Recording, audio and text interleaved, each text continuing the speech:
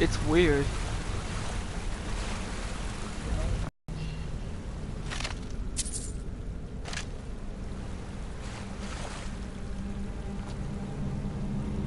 Right?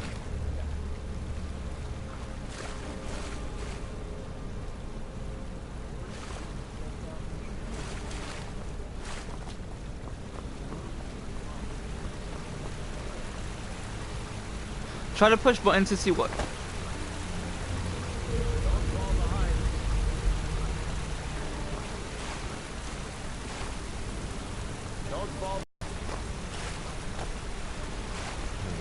That doesn't go anywhere.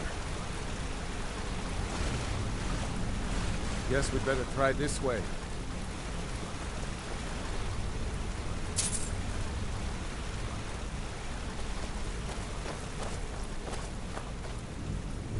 Go, stop! Why do you keep stopping and turning around and looking at me, dumbass? Fucking asshole.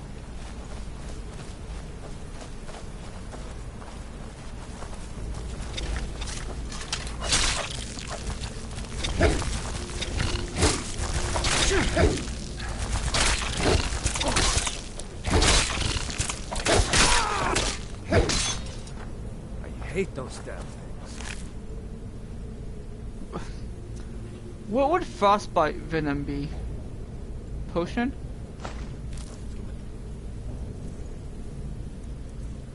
Yep, it counts as a potion.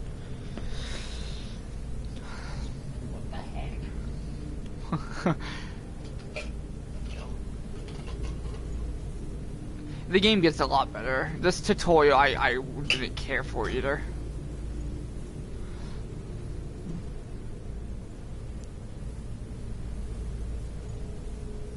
Is frostbite venom pretty good?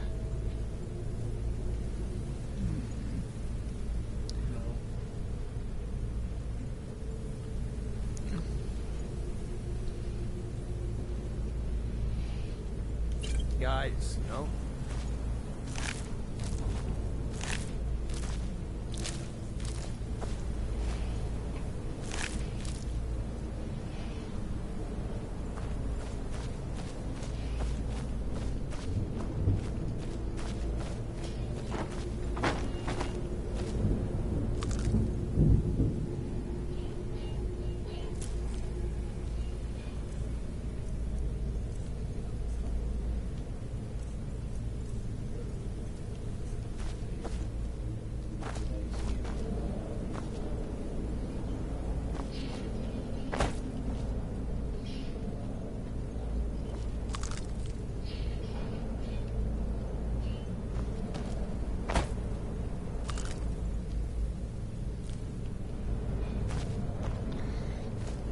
Where the fuck am I supposed to go? Okay, I'm confused. Oh, it's up there. I think so. Maybe not. Nope. I know. No, it's not.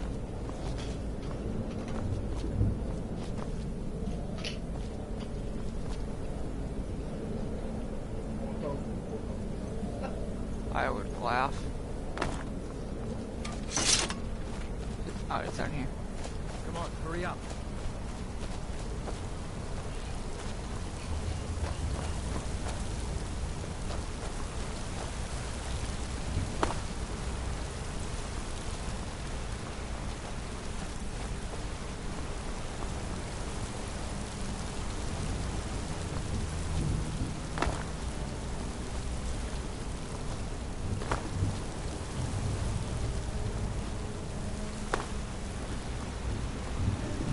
Hold up! There's a bear just ahead. See her? I'd rather not tangle with her right now. Let's try to sneak by. Just take it nice and slow. And watch where you step. Or if you're feeling lucky, you can take this bow. Might take her by surprise. Go ahead. I'll follow your lead and watch your back. Iron helmet, did I get that?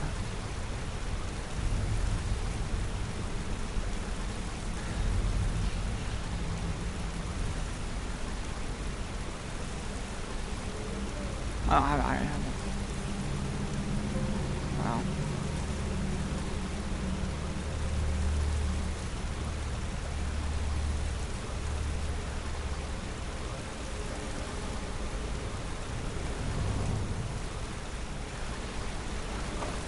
Oh. Wow.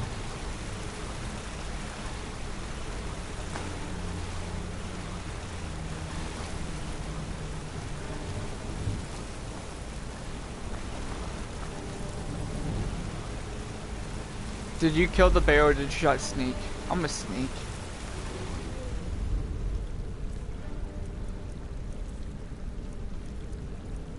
Well, Is it hard to sneak by?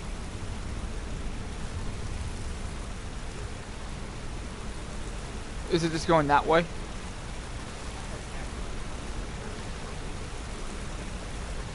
How did you have hacks? Or did you put mods on there?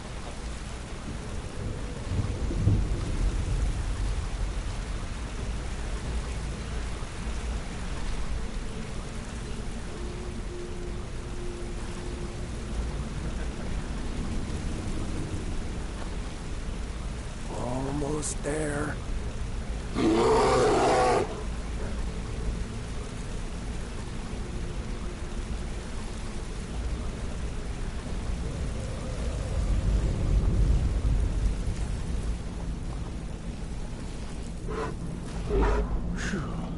That was close.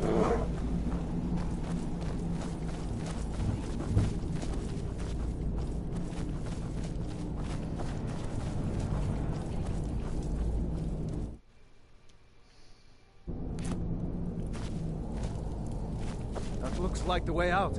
I knew we'd make it.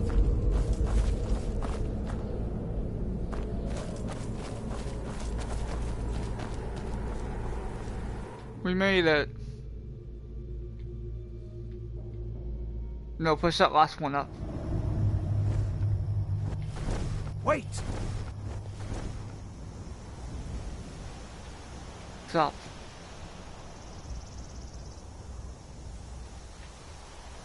There he goes. Looks like he's Did you gone read for again? good this Did time. you read how to do it? No way to know if anyone else Really? made it out alive. But this place is going to be swarming with Imperials soon enough. We better clear out You of just here. practically did it exactly the same way. My sister, Gerda, runs the mill in Riverwood, just up the road. I'm sure she'd help you out. It's probably best if we split up. Good luck. I wouldn't have made it. Okay. So, Unbound I can put down as completing a quest. That's a main quest, right? Unbound, right? Yeah, that's like the first main quest.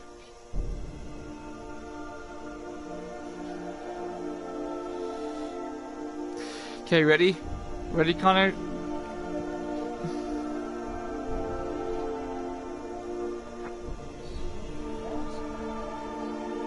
Look at the video how to do it.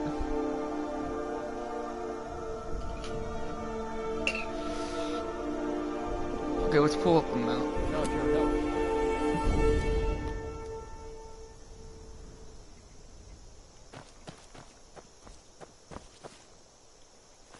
My sister, Gerda, runs the mill in Riverwood, just up the road. I'm sure she'd help you out. It's probably best if we split up. Good luck. I wouldn't have made it without your help today. What? How do you do it? Okay, here's a question. I'm not gonna go to Riverwood yet. And we're gonna go to...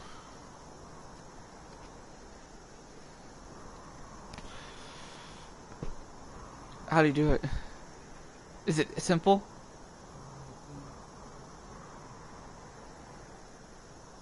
$4.15.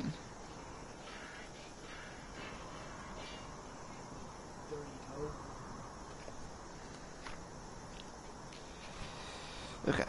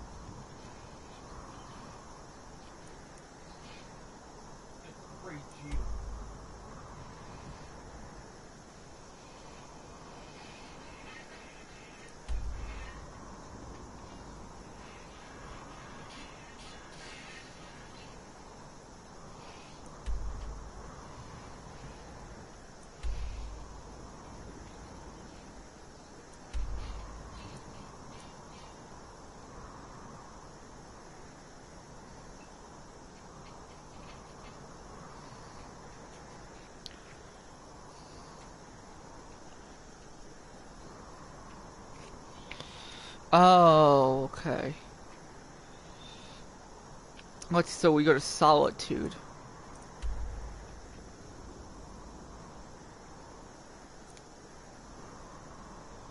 Yes. Then, if I'm not holding this,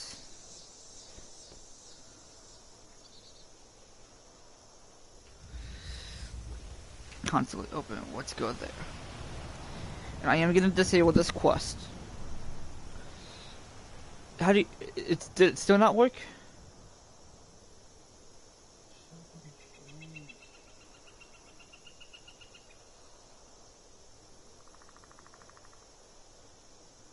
Do you hit X when it does it? Can I see it?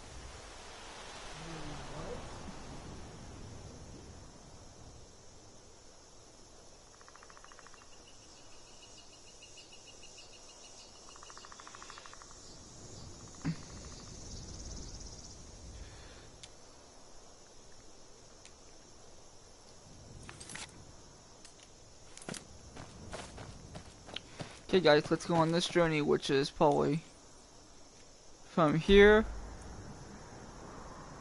Well, shit.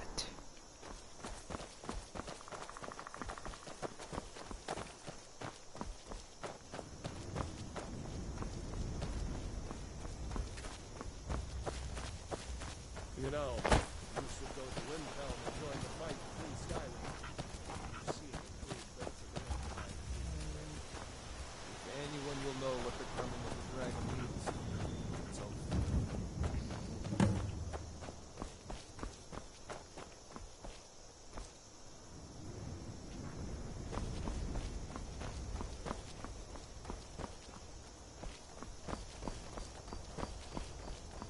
That's how you do it. What is it? You gotta see push that up ruin up and there? you gotta Bleak hit Falls A. Barrow. That's what I thought it was. Never understood how my sister could stand living in the shadow.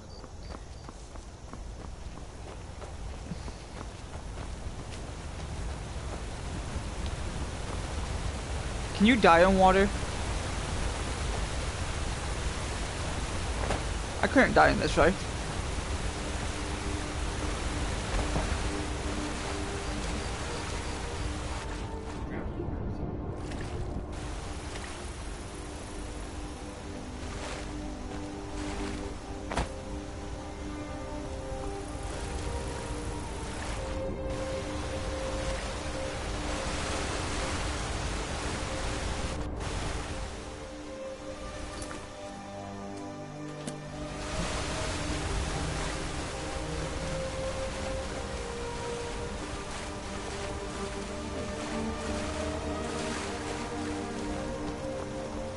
You're gonna like the ending of the tutorial. What happens to Septum?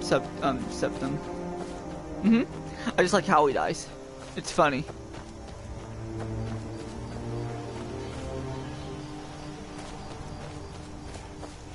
You can kill them if you want to. Grab it!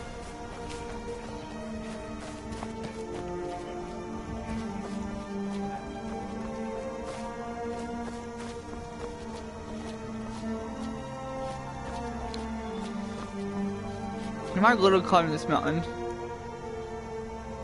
Yep.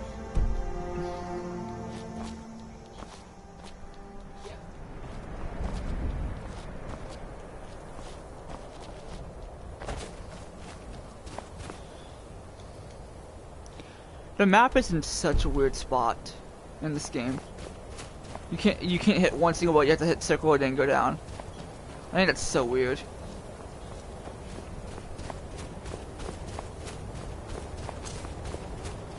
You picked a bad time to get lost. Shit. And one of you.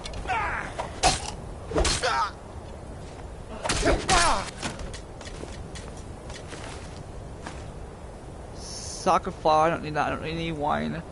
Do I have fur armor? Fur boots.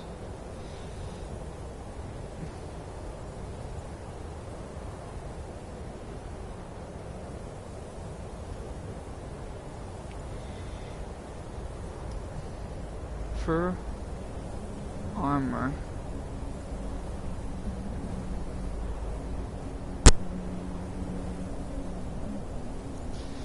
Do I have high boots? No, I don't.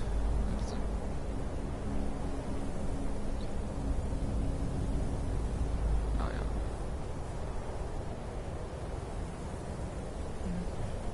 Page 99.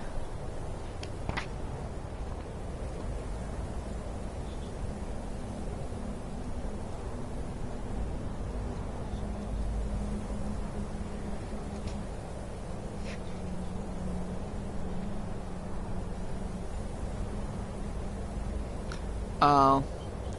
Okay.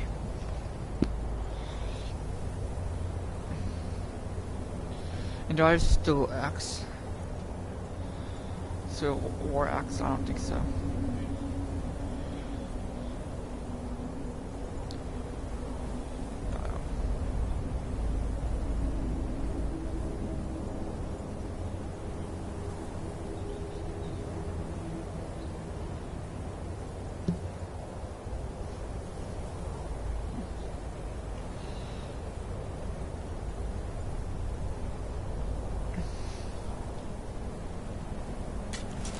This one is more story driven based. That one, what you're playing.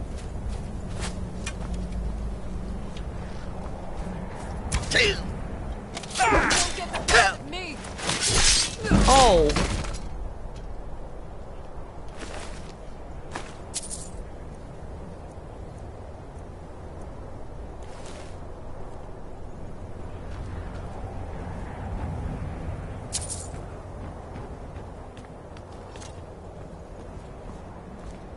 It's a surprise. Go down already, you bastard!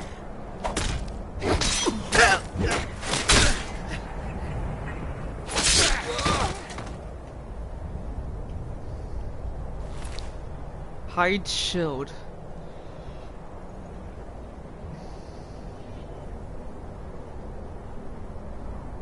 Did it?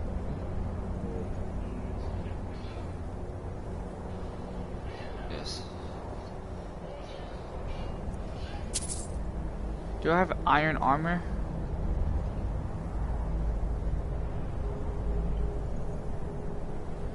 I do not have iron armor.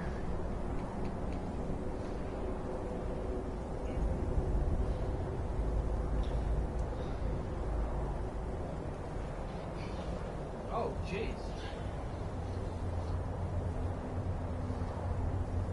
I have iron boots.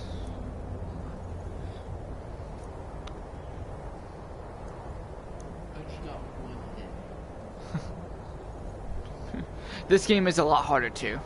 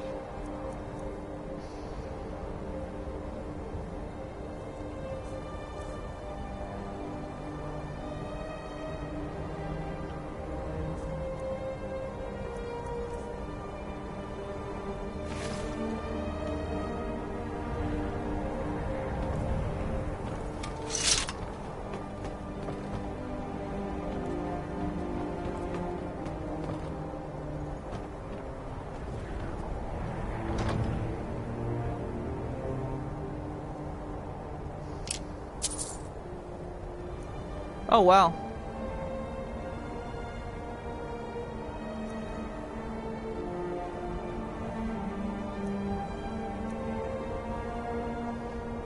Silver ring.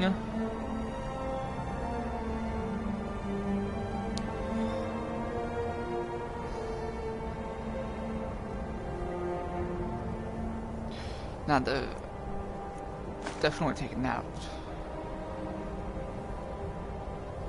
Question is, does that count as a scroll right there?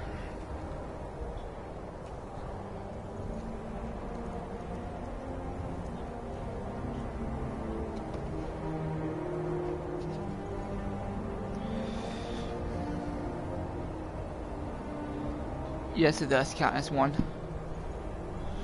As a scroll. I found my first scroll.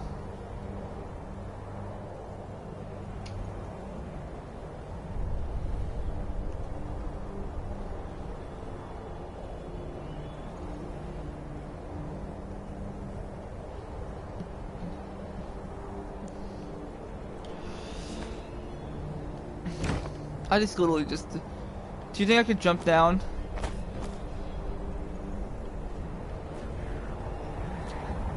Oh! I almost just jumped off that. And I would have died.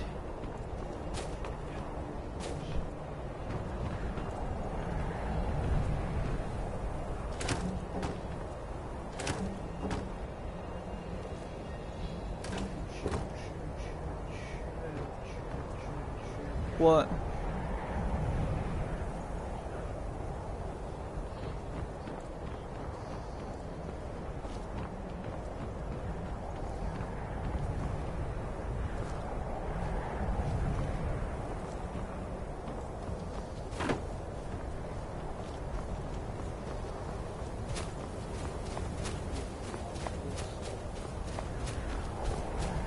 Were there any good ones on there?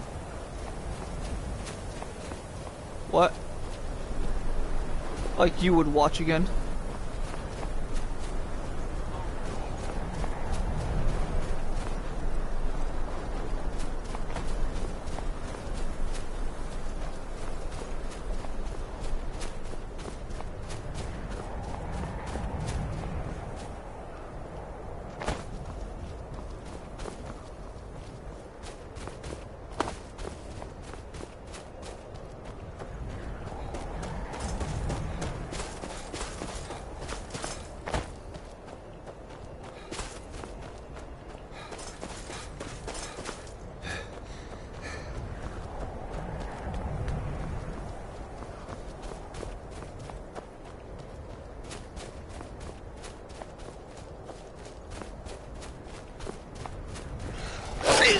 Shit.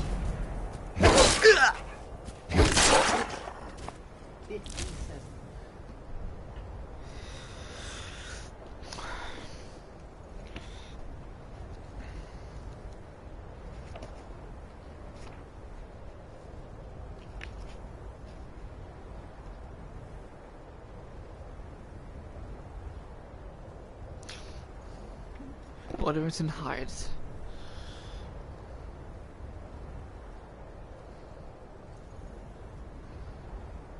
Out of 64.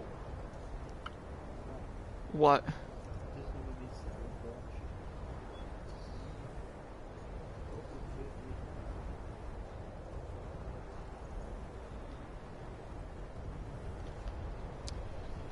Did you like the game? It's different, that's why.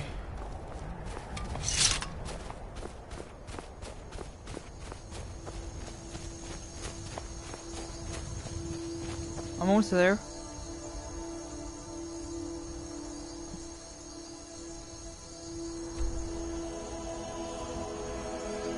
Fuck no, I'm not.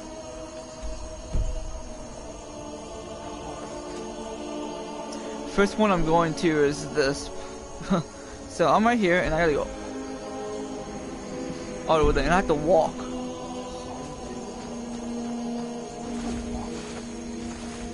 I want to. No.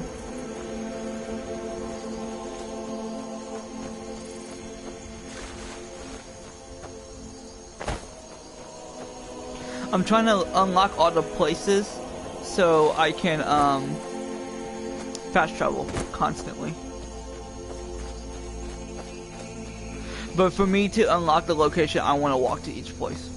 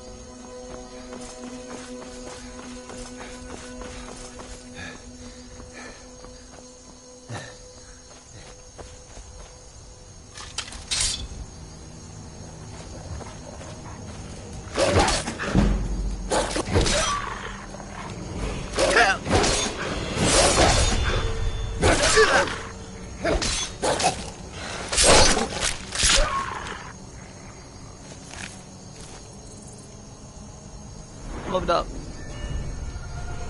So we want health. And I'm working on my two-handed weapon.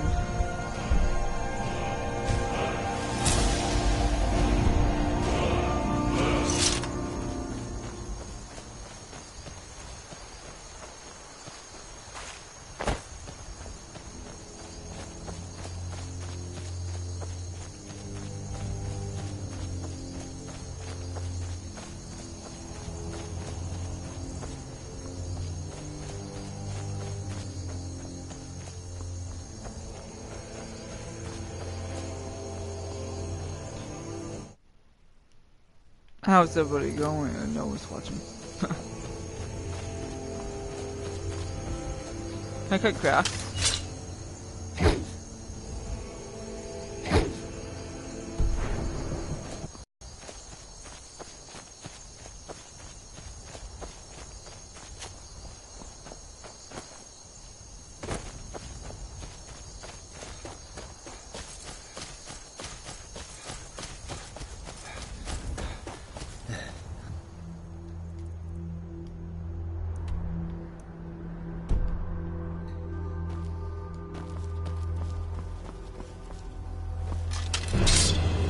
Oh shit. 2. Is that really good? What is this? So, let me just hit both to see where that counts.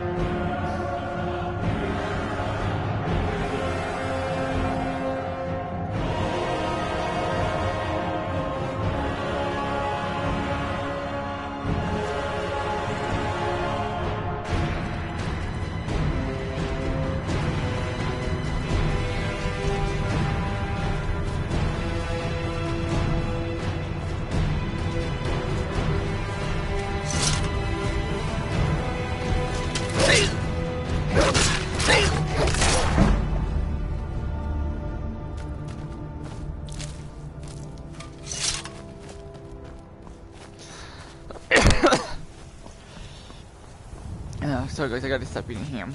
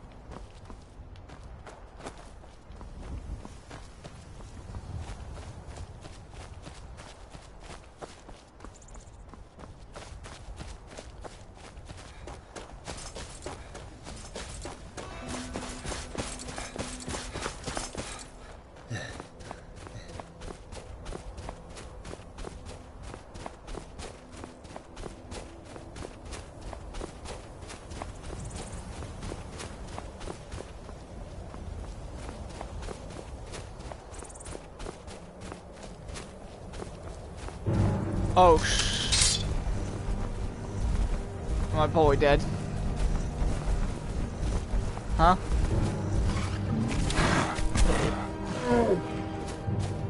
Let's try it. No. Huh? Did he follow me? Huh?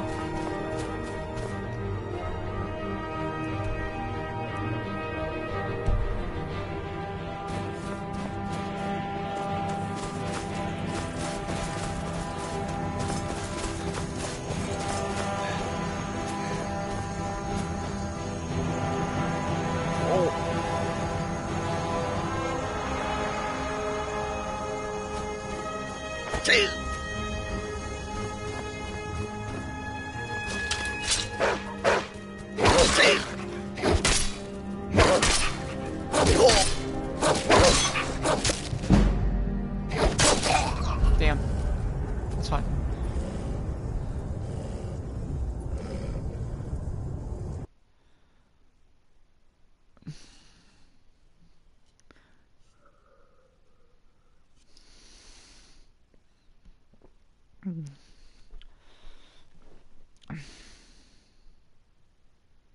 Woohoo! First death.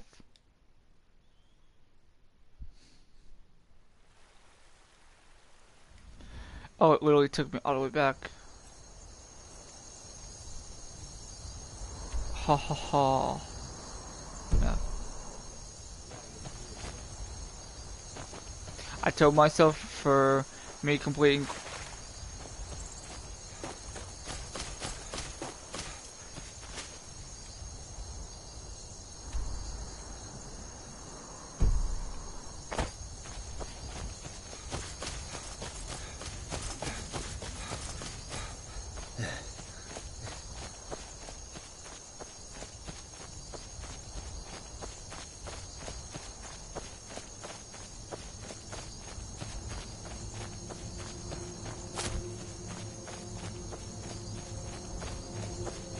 What the hell is that, Connor? Oh yeah, that's something that happens. Mark the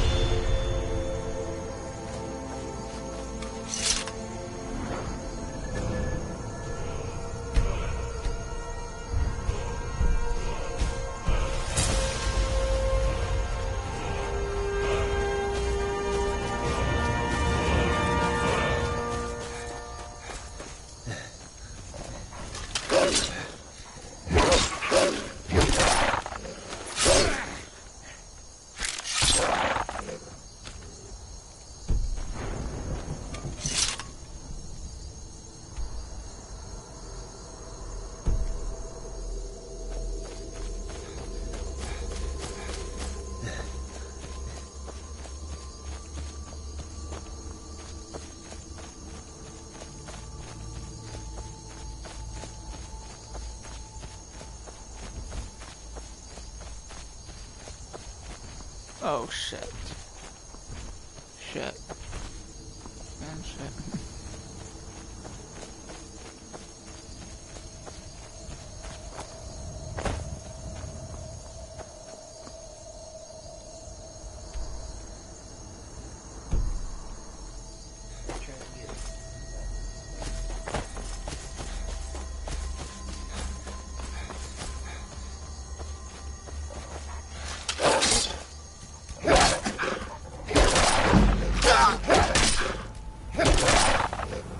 You have contacted, what's that mean?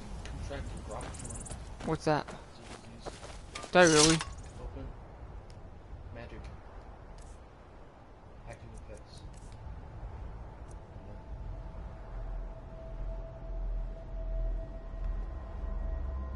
How do you heal it? You have to do blessings. So you have to go to like a shrine.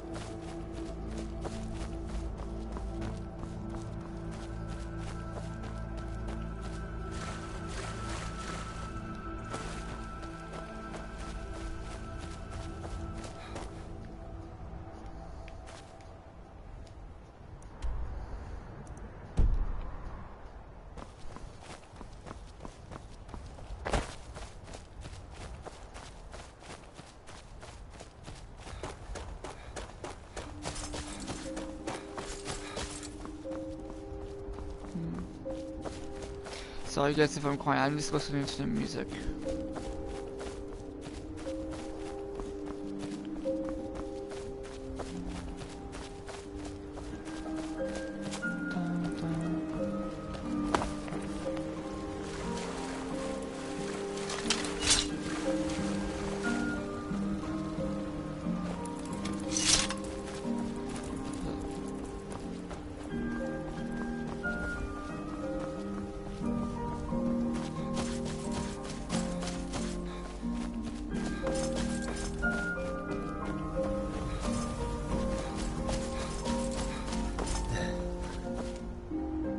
Hey, I'm getting there. I'm almost there.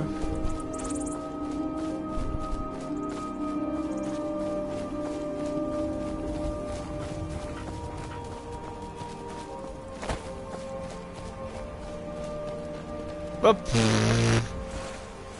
Fucking deer just ran into the water and it like literally the waterfall took it.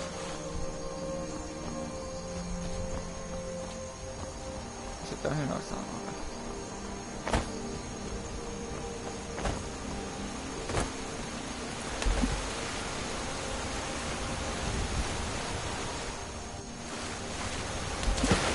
Hey, you like those graphics?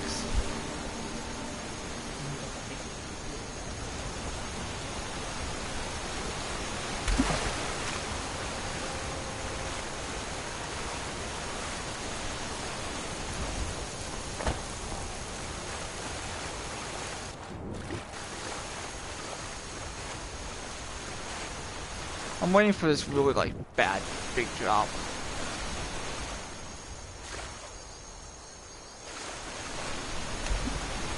Oh shit! There's the drop. I literally was standing on the rock for the longest time. How much is taking a carrot? No, because I probably wait. Oh, I'm good. Is this the big one?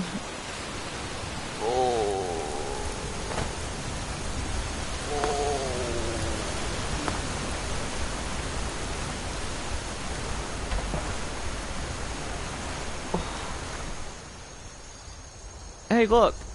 Look how close I am now. I'll just take the water. Yeah, I would have to go with that. Hell, let's just do it.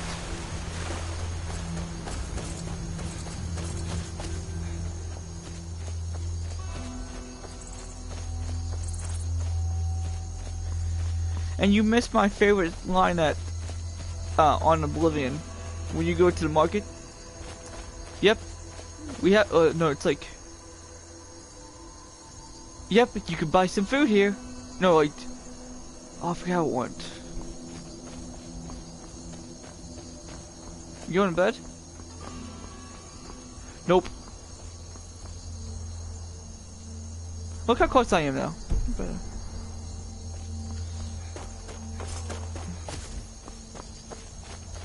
I still say see how fast you can reach Skyrim. Horse! Can I steal the horse? Did he die? Oh shit. That guy. Still Warhammer, drive that. Is that one-handed or two-handed? Yeah, two-handed.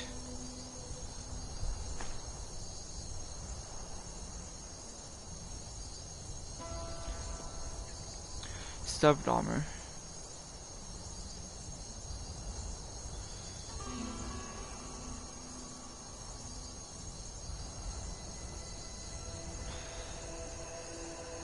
Stubbed.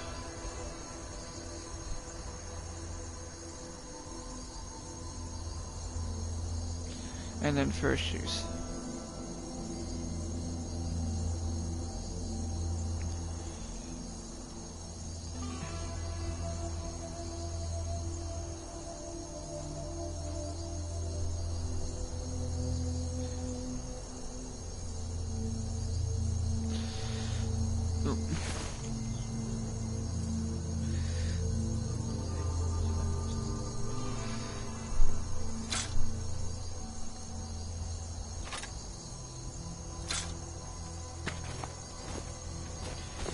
should I? Yeah. I got it. I got it. Oh, there it is.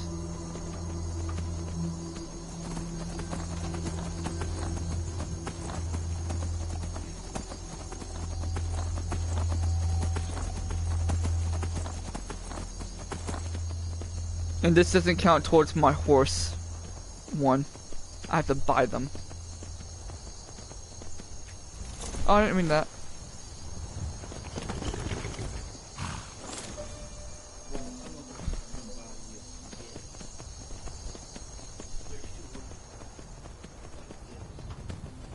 Oh, I meant just by color. Just simple ones you can buy.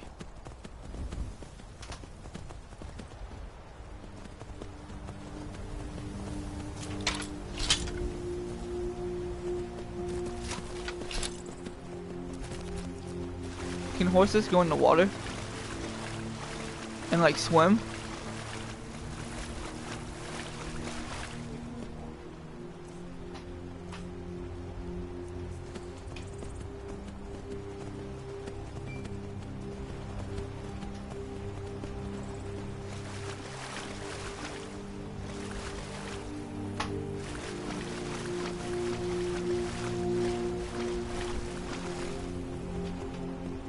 Am I close to it? Yeah, there's no way I can get across with the horse. What happened? Why was the horse? Oh, Connor? Yeah, the horse can swim. Why didn't you tell me? You said you didn't know.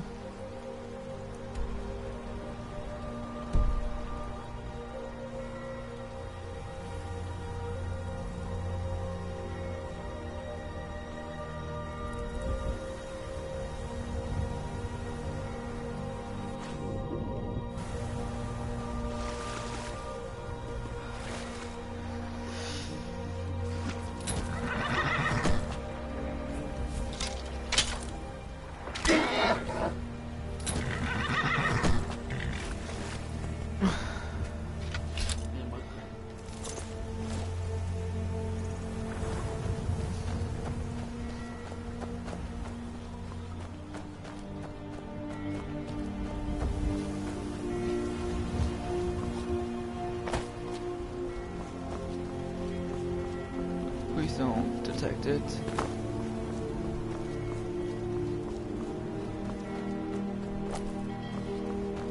It's going to. Thank you.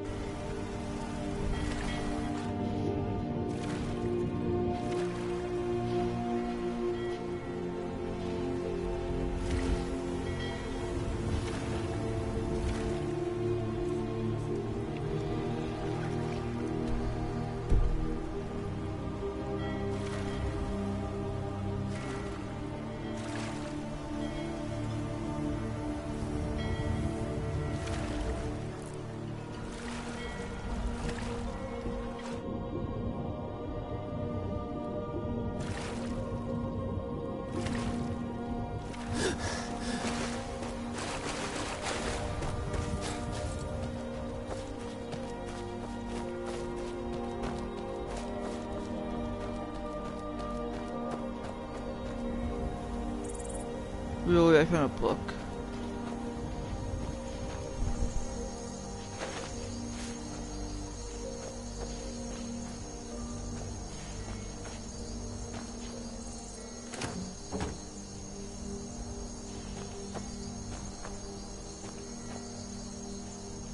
Okay.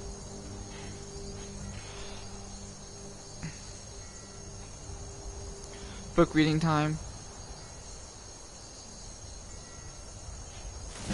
Oh, it was pickpocketed. And that's cool.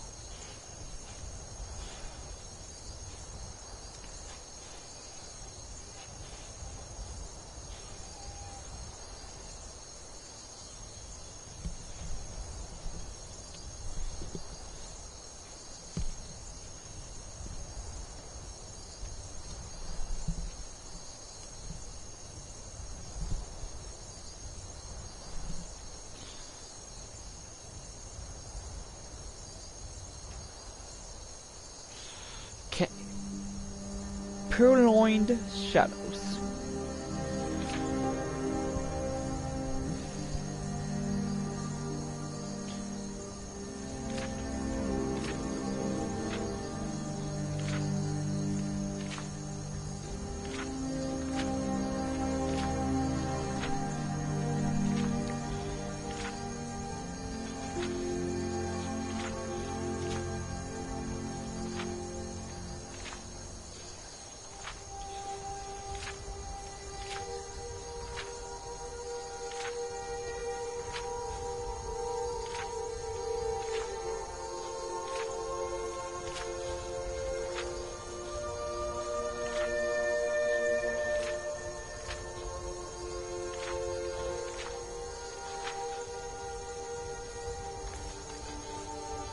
Okay.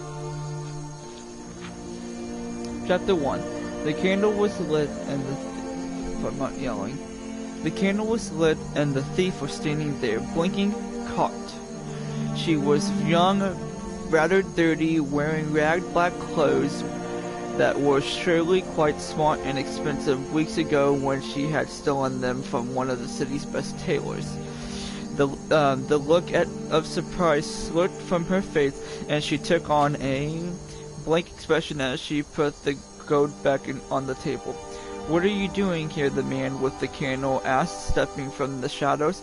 "That's a stupid question," the girl replied, frowning. "I'm obviously robbing you." "Since nothing I have is missing," the man smiled, glancing at the gold on the table, "I would have to say that you're not robbing me. Attempting to rob me, perhaps. The question I have is why. You know who I am, I assume. You didn't just come in through an unlocked door. I've stolen from everyone else. I've taken soul gems from the Mages Guild. I've robbed the treasury of the most secure fortress. I cheated the Archbishop of Julianos. I even pickpocketed Emperor Pegrius in his coronations. I thought it was your turn." I'm flattered," the man nodded. "Now that your ambition has been thwarted, what will you do? Flee? Perhaps retire?" "Teach me," the girl replied, a little grin finding its way unconsciously on her face. "I picked all your locks. I slipped past all of you on your wards. You designed them. You know how difficult that was for someone without training. I didn't come here for 6 gold pieces. I came here to prove myself. Make me your student." The master of stealth looked at the little girl burglar. "Your skill is not in need of training. Your planning is adequate. But I can help you with that. What is without hope is your mistress. You are past stealing for your livelihood. Now you're still for the pleasure of it, for the challenge.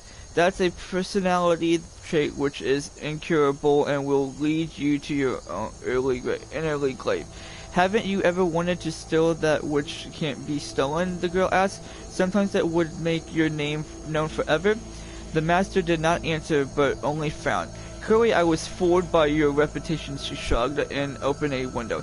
"I thought you might want a willing accomplice on some great act of thievery which would go down in history. Like you said, my skill at planning is only adequate. I didn't have in mind an escape route, but this will have to do." The burglar slipped down the sheer wall, dashed across the shadowy courtyard, and with a few minutes was back at her room in the run down tavern. The master was waiting for her there in the dark. "I didn't see you go past me," she gasped. "You turned on the street when you heard the owl call," he replied. "The most important tool in the thief repertoire is distraction. Either plan or improvise. I suppose your lesson has begun. "And what is the final test?" the girl smiled. When he told her she could only stare, she had, it seemed, not misunderstood his reputation for daring. Not at all. Chapter 2. For the week leading up to the 8th Hearthfire, the skies above Rindell were dark and alive as clouds of crows blot out the sun. Their scuttled squirrels and groans defended it all. The Pearsons wisely bolted their doors and windows, proving to survive the most holy of days. On the night of the summoning, the birds fell silent. The black, unblinking eyes followed the witches, marched into the glen. There were no moons to light the way, only the leader's signal torch in the glen. Their white robes appeared as indistinguished shapes, like the faint of ghosts. A single tall tree stood in the middle of the clearing. Every branch thick with placed the torch at the base of the tree, and her 17 followers formed a circle and began the slow, strange wailing chant. As they sang, the glow of the torch began to change. It did not diminish at all, but its color became more and more gray, so it seemed a pulsating wave of ash had fallen on the witches.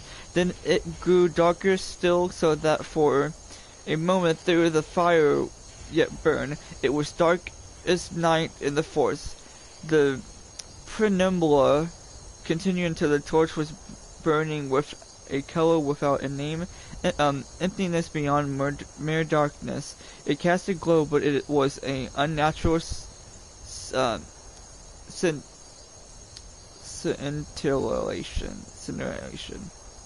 falling on the witches. Their robes of white became black. The dumber among them had eyes of green and ivory white flesh. The Nords appeared black as coal. The crows watching overhead were as pure white as the witch cloak. The Dreadar's princess, Nocturnal, stepped out of the pit of uncolor. She stood in the center of the circle. The tree and pillared crows heard thrown aloof as the witches continued their chanting, dropping their robes to prostrate themselves naked before the great mistress, wrapping her night cloak. Oh my god, I'm almost done.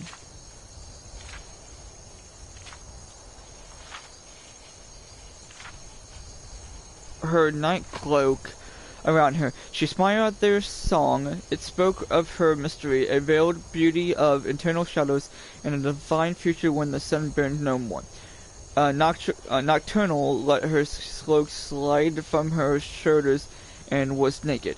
Her witches did not raise their heads from the ground, but continued their hymn of darkness.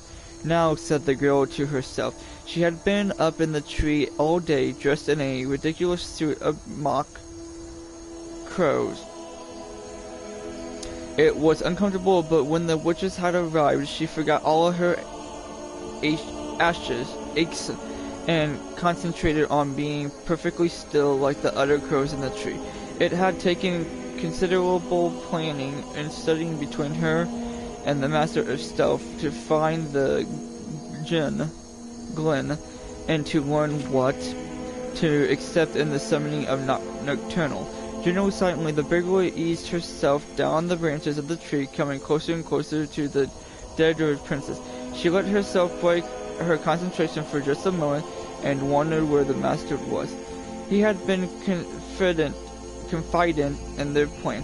He said that when Nocturnal dropped her cloak, there would be a distraction and it could be quickly taken in that instant, provided the girl was in position at the precise right moment.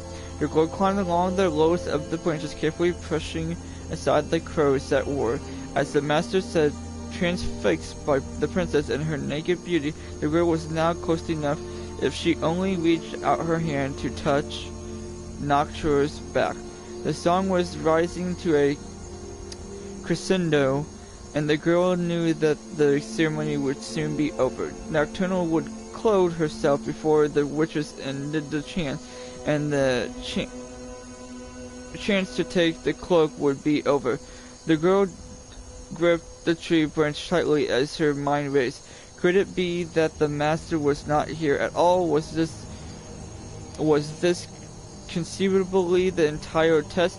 Was it only to show that it could be done, not to do it? The girl was furious. She had done everything perfectly, but the so-called master of stealth had proven himself a coward. Perhaps he had taught her a little in the month that it took to plan this, but what was it? What? Only one thing made her smile. On that night when she had stolen into his stronghold, she had kept one single gold piece, and he had never suspected it.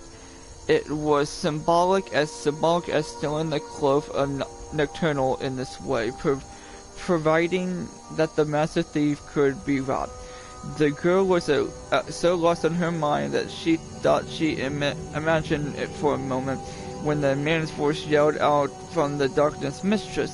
The next word she knew she didn't imagine mistress, a thief behind you. The witches raised their heads and screamed, ruining the sincerity of the ceremony. As they charged forward, the crows awoke and burst from the tree in an explosion of feathers and toad-like cries. Nocturnal herself whirled around, afflicting the girl with her black eyes. "Who art thee who dared profane?" the princess hissed, as the pitch shadows flew from her body, enveloping the girl in their lethal chill. And the last instant before she was swallowed alive by darkness, the girl looked to the ground and saw that the cloak was gone, and she answered as she understood, "Oh, who am I? I'm the distraction." That was cool.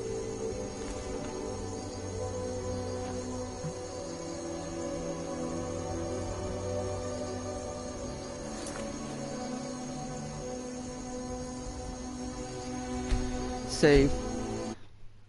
Look how many saves I have. Do you have a lot more saves than that? Do you ever delete your save data for this game? If they get too much?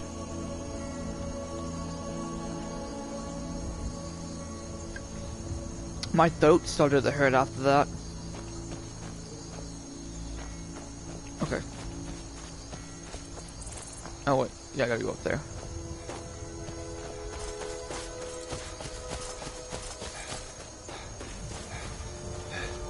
I think I do.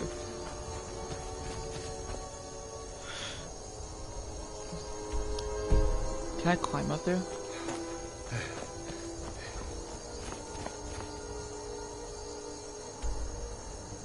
Maybe I can't. No, I can't. Damn it.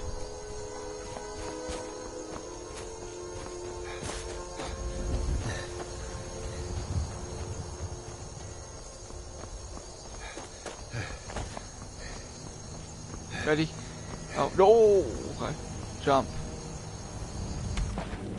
I almost screwed that up.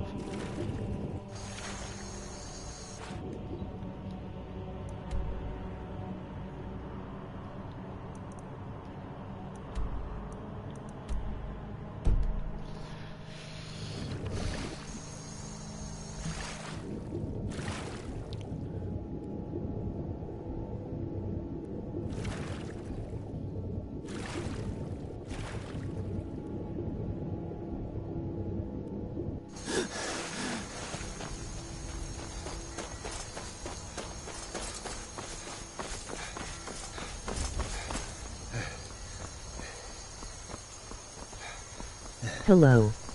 What's up?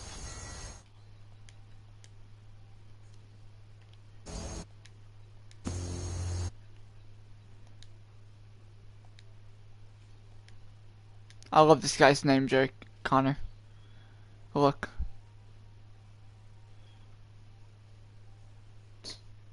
What was that say?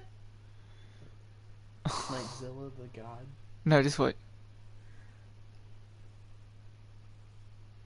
Snipezilla 254 the god. Love your name, Snipezilla. Damn it!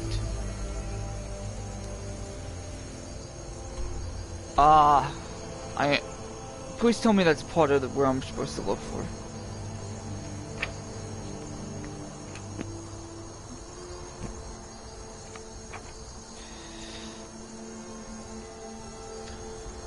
$124. Yep, cool. That's a good one. Where That's is fine. the E in my name? Give me 1 second. I'm typing something out, sir. Or female. Or... Excuse me. Why did I do that?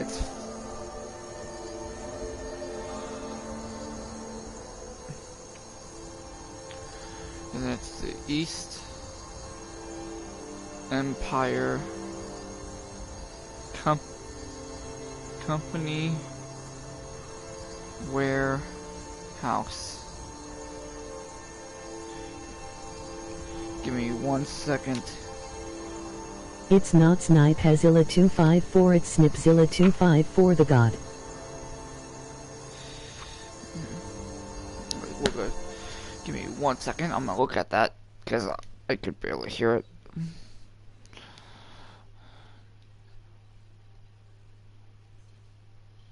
He did say the God part. It was just very quiet. My headphones are configured for me to only hear, or for you guys can only hear my voice. Hey, the bot said it right. LOL.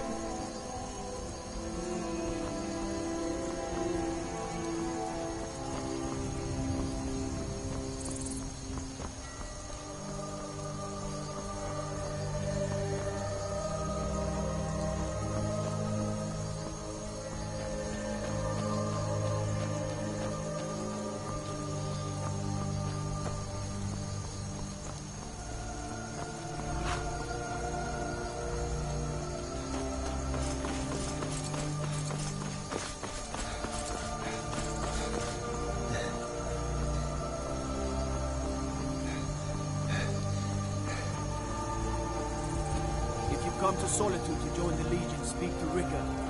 If not, just keep your nose clean while you're here. Or your length, you're just in time to say hello to Rugbeard. He's the sorry bastard who's going to be executed. A gate guard who let Ulfric Stormcloak escape the city after he killed the High King. Fuck now.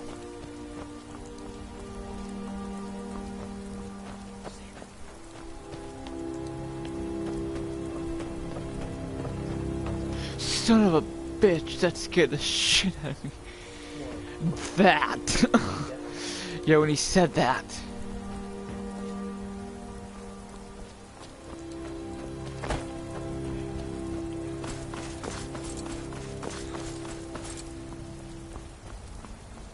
You're just in time to say hello to Bugbeard.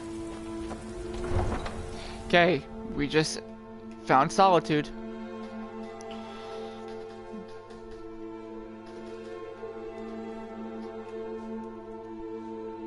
Okay, now I need my map open. Definitely.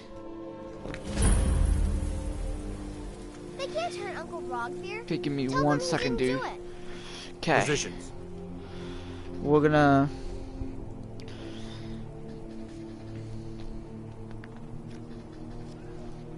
Solitude.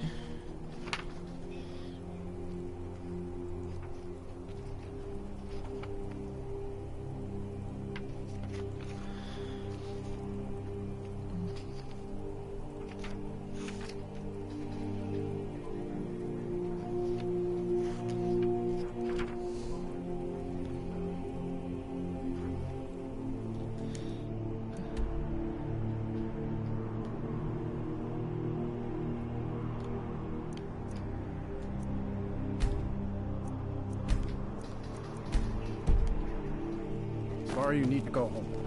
Go home and stay there until your mother comes. Get on with it!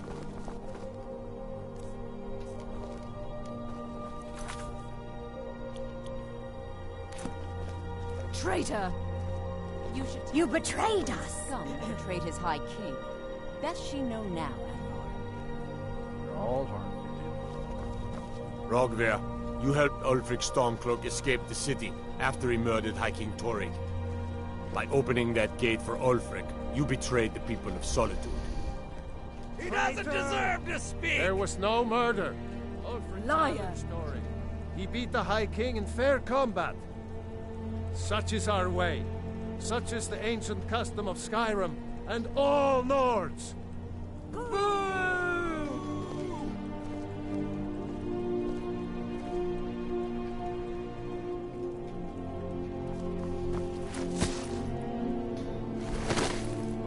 day, I go to Sovngarde.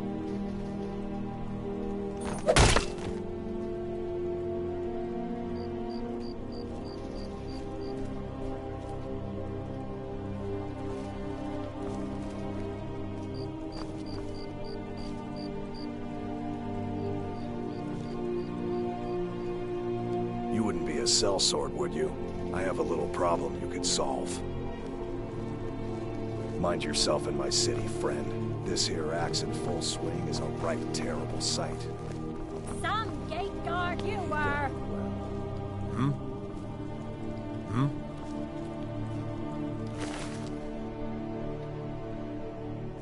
If I take something from him...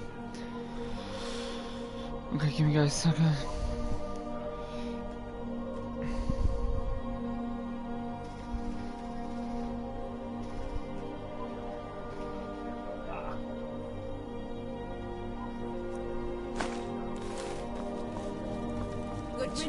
You stay out of trouble now. The castle down. Okay, what do they consider? Is it they can... The amulet... Time between shouts is reduced by 20%.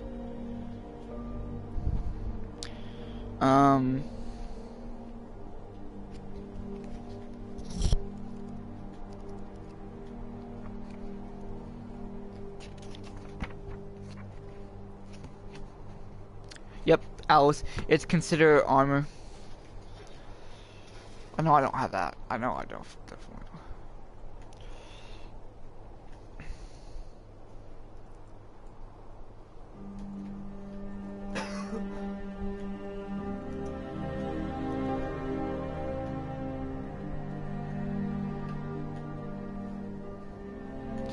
Definitely clipping that. Dungeon can break even the strongest will. Okay, so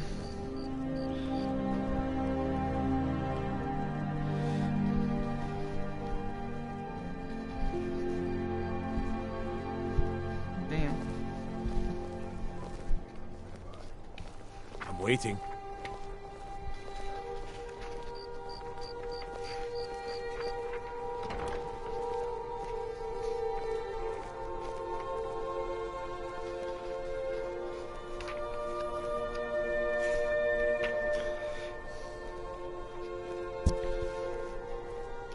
So You know you can afford a second. Huh? One.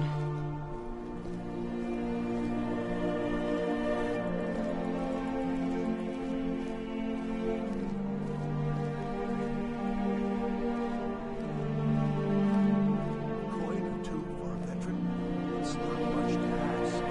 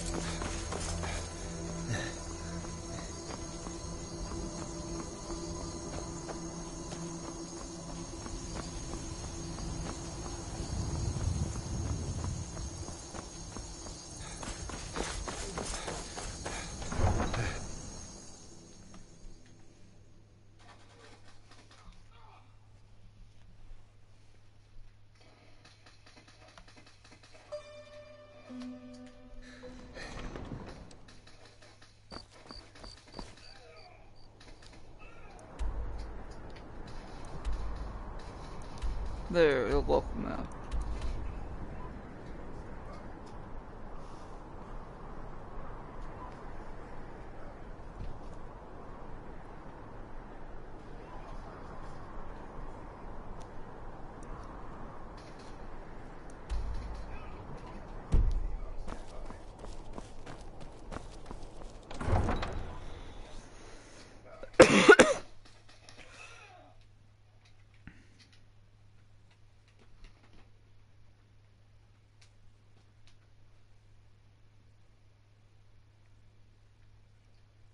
What is it, Khajiit?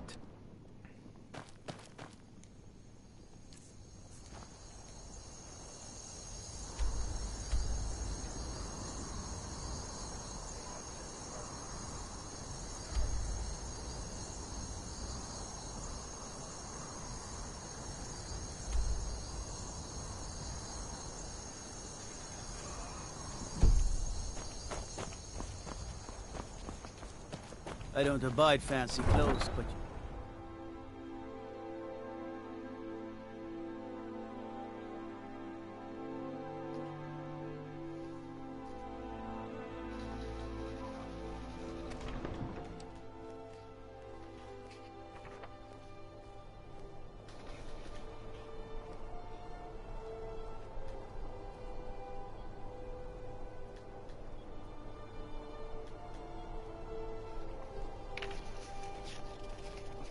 For a veteran, it's not much to ask.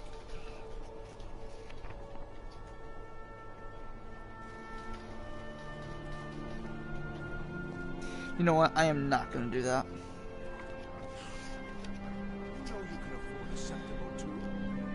I am not gonna do the locations in in the town because I could just walk around easily and find that. I want to do the main parts so I could just fast travel. Okay.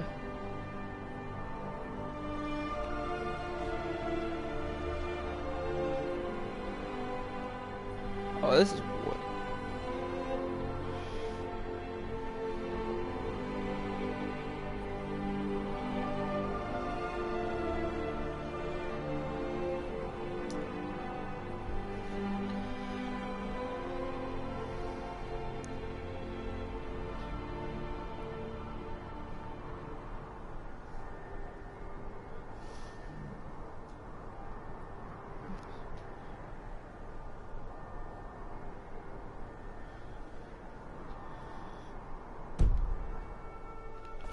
Actually, I need to go back in there.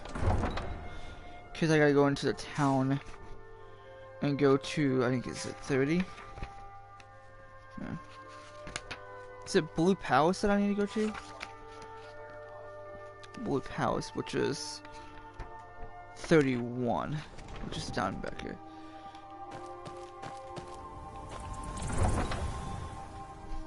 So I need to...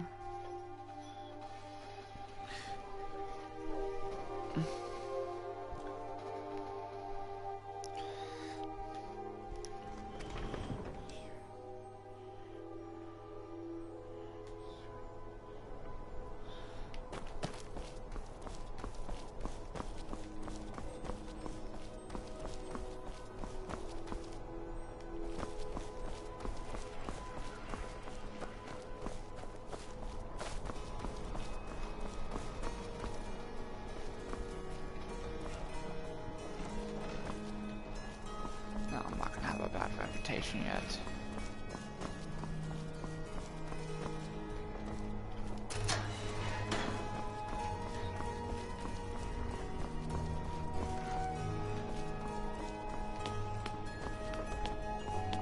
Oh shit.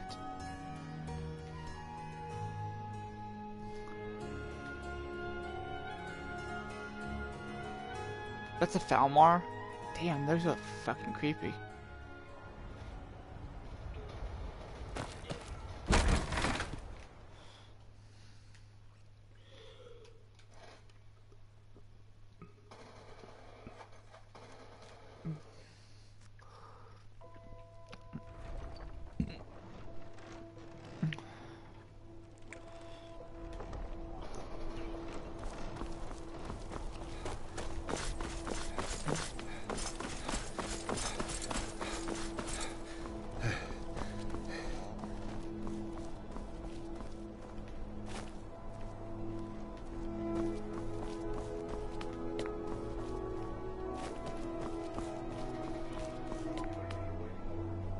Solitude Catacombs.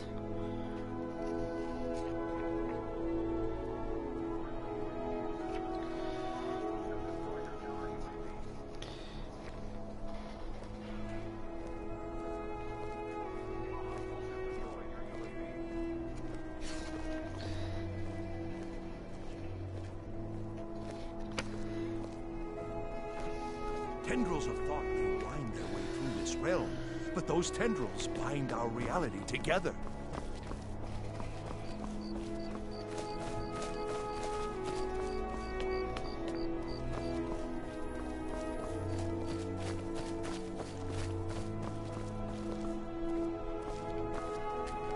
Helgen, destroyed by a dragon. Hard to believe, isn't it? Stay out of trouble, Khajiit. Oh, Master, it's your time to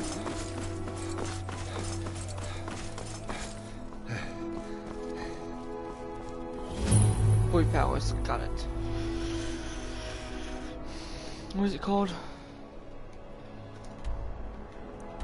Boy Palace.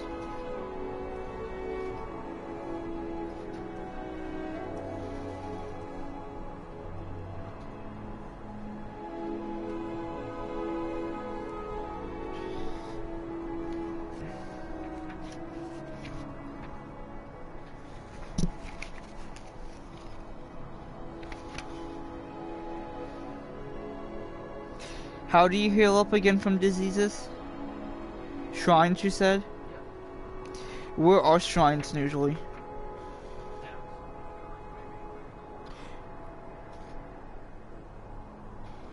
Would it be like temples?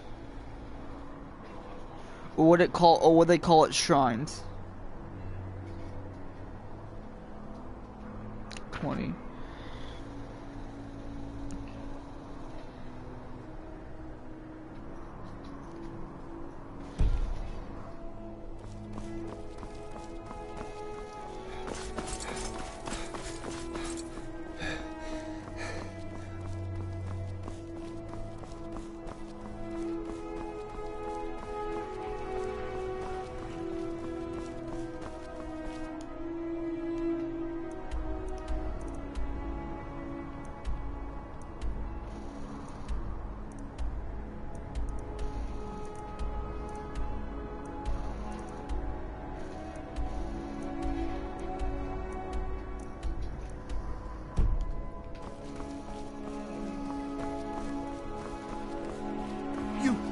help me.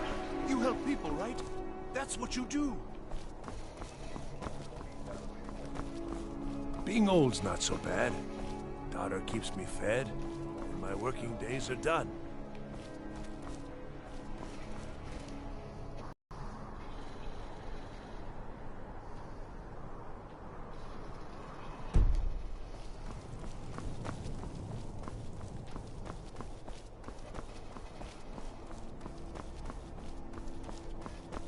I used to be an adventurer like you. Then I took an arrow in the knee. What is it? What is it? Let me guess. Someone stole your sweet roll. Disrespect the law and you disrespect me.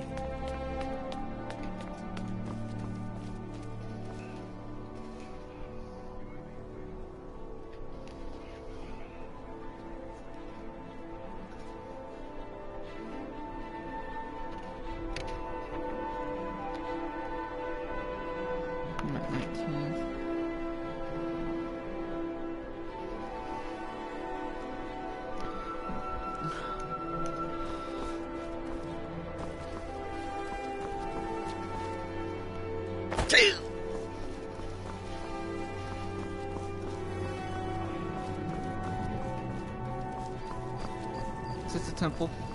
Yep, the temple of the divines. I found it fucking hill.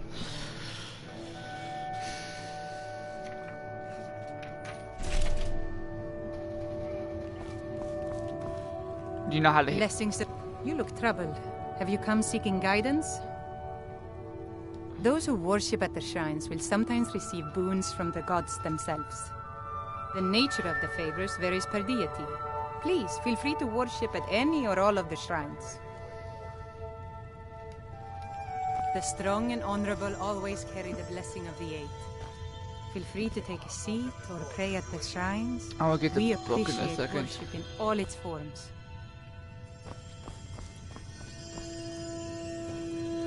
Being old's not so bad. Daughter keeps me fed. My working days are done. Are you feeling sick? As High Priest of the Eight Divines, I bid you welcome. We welcome you to worship the Eight Divines, freely and openly. Oh, I found it.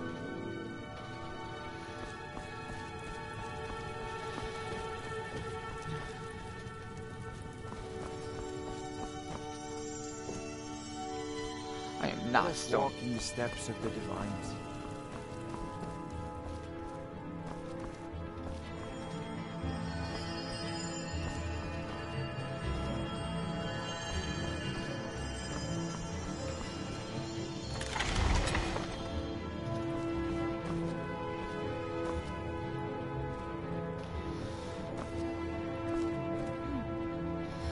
Oh my god, I'm finding books everywhere. Okay, let's go.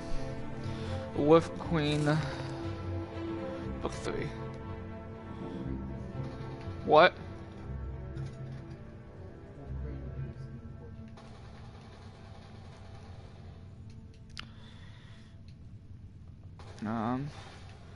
The Wolf Queen book 3.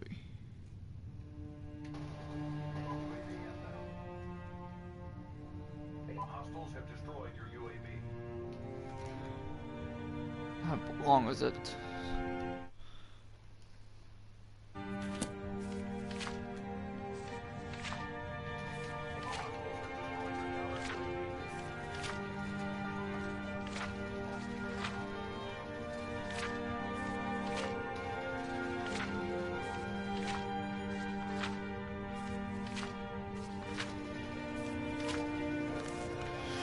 Okay, Wolf Queen.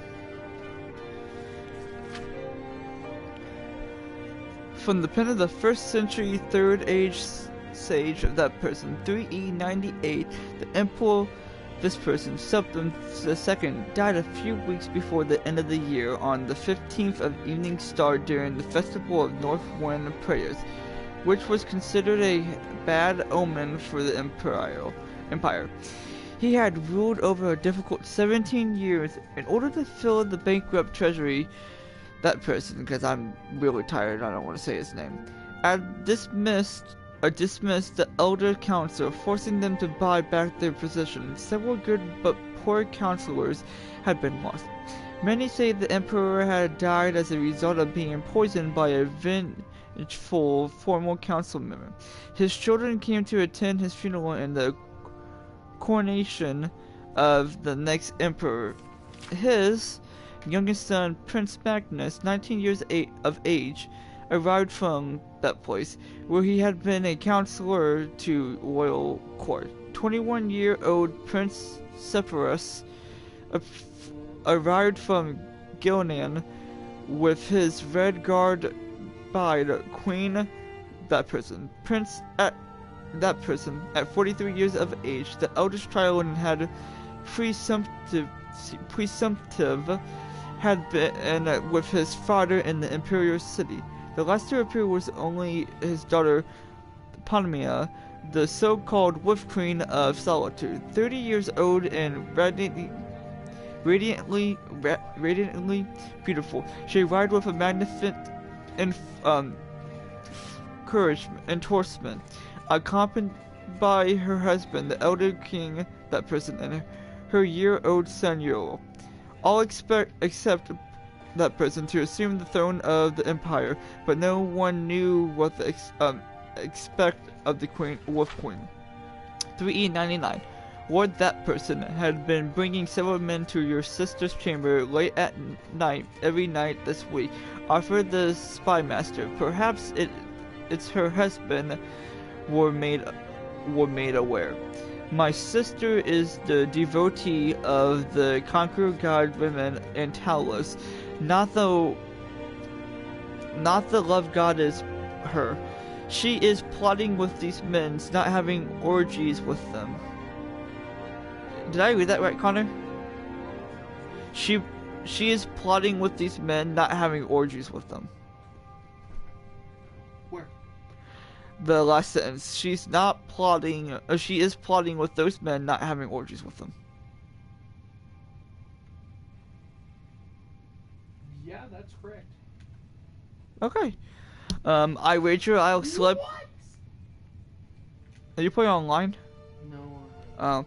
I wager I slept with more men that she has left that person, and then she grew serious. She's behind the delay of the council offering me the crown. I know it. 6 weeks now. They say they need to update records and prepare for the coronation. I'm the emperor. Crown me in the oblivion with the formalities. Your sister is seriously no friend of yours, your majesty. But there are other factors at play. Do not forget how your father treated the council. It is they who need following, and it needed be strong convincing. The spy master added with a suggestive stab of his dagger. Do so. Keep your eyes on the damnable Wolf Queen as well. You know where to find me. At which brothel, your highness, required the spy master. Today being Fadus, I will be at the Cat and Goblins. The spy master noted in his report that night that Queen Potmia had no visitors, for she was dining across the Imperial Garden at the Blue Palace with her mother, the Dew-Wager Express, Kinatila. It was a warm night for wintertide and surprisingly cloudless, though the day had been stormy. The saturated ground could not take any more, so the formal structure garden looked as if they had been glazed with water. The two women took their wine to the wide balcony to look over the grounds. I believe you are trying to sabotage your half-brother's coronation, she said, Quintilia. Not looking at her daughter, Potmina saw how the years had not so much wrinkled her mother as faded her, like the sun on a stone. It's not true, said Potmina, but would it bother you very much if it were true? That person is not my son. He was 11 years old when I married your father, and we've never been close. I think that being heir presumptive has stunned his growth. He is old enough to have a family with grown children, and yet he spends all his time in debauchery and formification. He would not make a very good emperor. Quintilia sighed and then turned to Potmina. But it is bad for the family for seeds of discontent to be sworn. It is easy to divide up these factions, but very difficult to unite again. I fear for the future of the Empire. Those sounds like the words, are you, by any chance, dying, mother? I've read the Ohms, said Quintilia, with a faint, ironic smile. Don't forget, I was a renowned sorceress and Calorn. I will dead in a few months' time, and then not a year later your husband will die. I only forget that I will not live to see your child Ilir assume the throne of solitude. Oh, you heard me stop for a second. I'm like, did I read that right? Have you seen whether Pomelia stopped not wanting to reveal too many of her plans, even to a dying woman? Whatever he will be, Emperor. I know the answer to that too, daughter. Don't fear, you will live to see the answer, one way or the other. I have a gift for him when he is of age. The Dowager Express removed a necklace with a single great yellow gem from around her neck. It's a soul gem infused with the spirit of a great werewolf your father and I defeated in a battle 36 years ago. I've enchanted it with a spell from the School of Illusions so it wearers may charm whoever he chooses. An important skill for a king. And then an emperor said, "Take the necklace." "Thank you, mother." An hour later, passing the black branches of the sculptured shroud scrubs, Panita noticed a dark figure which vanished into the shadow under the leaves at her approaches. She had noticed people following her before. It was one of the hazards of life in the imperial court, but this man was too close to her chambers. She slipped the necklace around her neck. "Come out where I can see you," she commanded. The man emerged from the shadow, a dark little fellow, a middle-aged dress and black-eyed goat skin. His eyes were fixed, frozen under her spell. "Who do you work for?" "Prince, that person is my master," he said in a dead voice. "I am a spy." Oh my god, am I almost done? A plan formed in the prince in his study. "No, milady." "And you have access?" "Yes, milady." Pamina smiled widely. She had him lead the way. The next morning the storm reappeared in all its fury. The pelting of the walls and ceiling were agony to that person, who was discovering that he no longer had his youthful immunity to late night and hard drinking. He shoved hard against the Argonians? Argonian, huh? Oh yeah, Argonian wrench sharing his bed. "Make yourself useful and close the windows," he moaned. No sooner had the window been bolted than there was a knock at the door. It was the spy master. He smiled at the prince and banged. "I think you will find it useful, your majesty. Your sister is here to see you." That person considered getting dressed and sending his bedmate out, but thought better of it. Show her in, let her be scandalized. This is like a sex story I'm reading. No. I know where it's going, but it pointed me it was scandalized. She did not show it. Swathed in orange and slaughter silk, she entered the room with a triumphant smile, followed by the man-mounted lord. That person. "Dear brother, I spoke to my mother last night, and she advised me very wisely. She said I should not battle with you in public for the good of our family and empire. Therefore," she said, producing from the folds of her robe a piece of paper, "I am offering you a choice." "A choice," said that person, returning her smile. "That does sound friendly." Abdicate?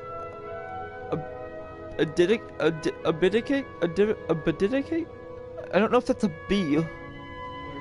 The first word on the last. Oh, abdicate. Okay. I didn't know if that was a B or a D. Yeah. Advocate your rights to the imperial throne voluntarily, and there is no need for me to show the council this.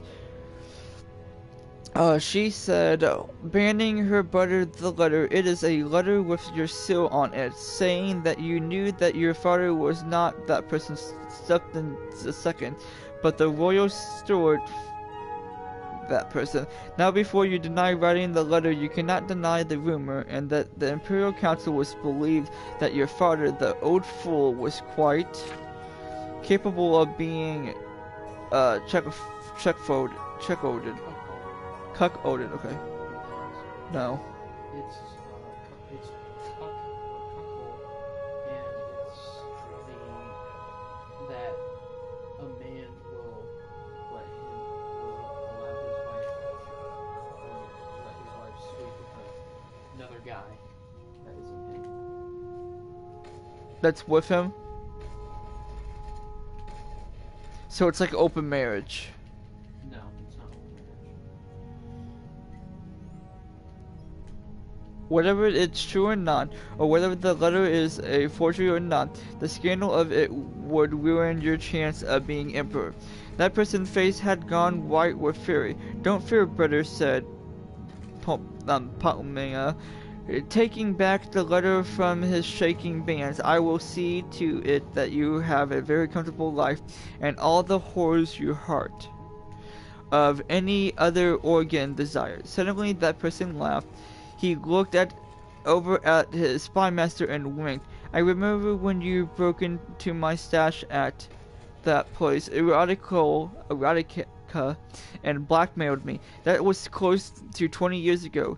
We got better lucks now. You must have noticed. It must have killed you that you couldn't use your own skills to get what you wanted.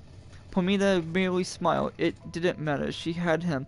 You must have charmed my servant here in getting you into my studies to use my seal, that person smirked. A spell perhaps from your mother the witch. Pomina continued a smile. Her brother was cleverer than she thought.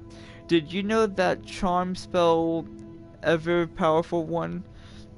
Even powerful one only lasts so long. Of course, you didn't. You never were one for magic. Let me tell you, a generous salary is a stronger motivation for keeping a servant in the long run, sister. That person took out his own sheet of paper, and I have a choice for you. What is it? Said, punching her smile. Oh fuck! Thank you, God. It looks like nonsense, but if you know what you're looking for, it's very clear. It's a practice sheet. Your handwriting attempting to look like my handwriting. It's a good gift you have. I wonder if you haven't done this before. Intimidating another person's handwriting. I understand a letter was found from your husband's dead wife saying that his first son was a bastard.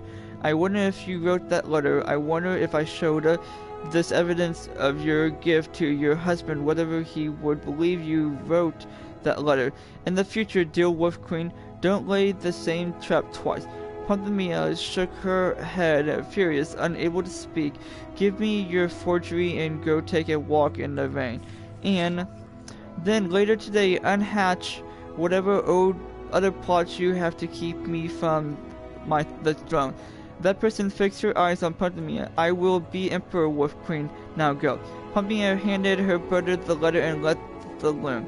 For a few moments out in the hallway, she said nothing. She merely glared at the silvers of rainwater dripping down the marble wall from a tiny unseen crack.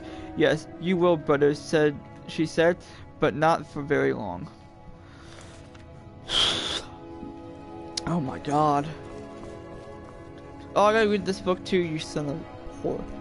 Okay, guys, we're gonna take a break for a second. I'm gonna really type this title, then I gotta read this.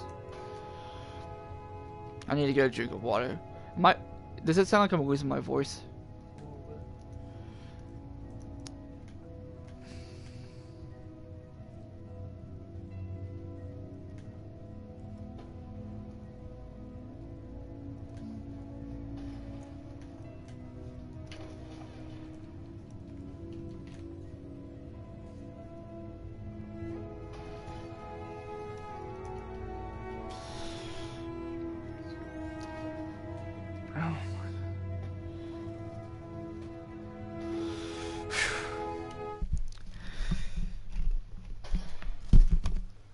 It sucks because my reading is not that good, and then also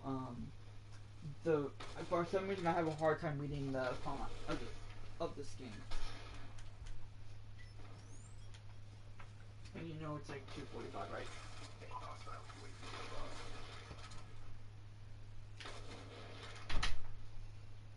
I did not know that.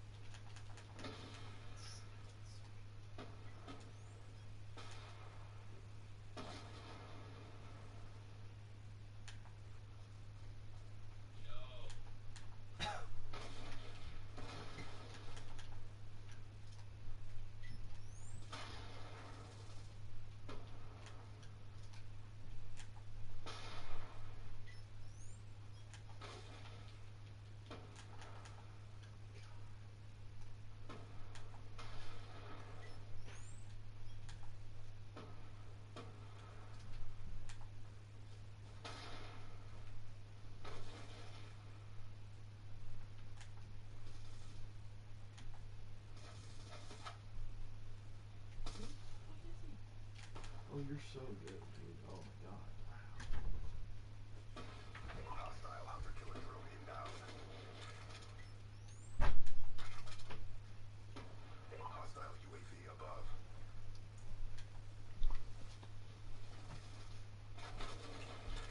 How did you know? How did you know that word that you explained to me? Did you just happenly come across it once?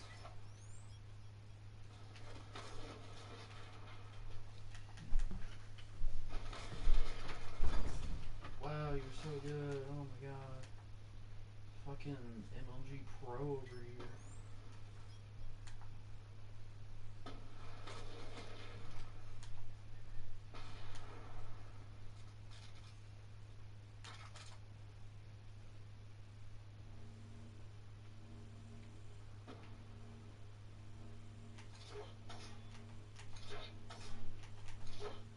Hostile care package inbound.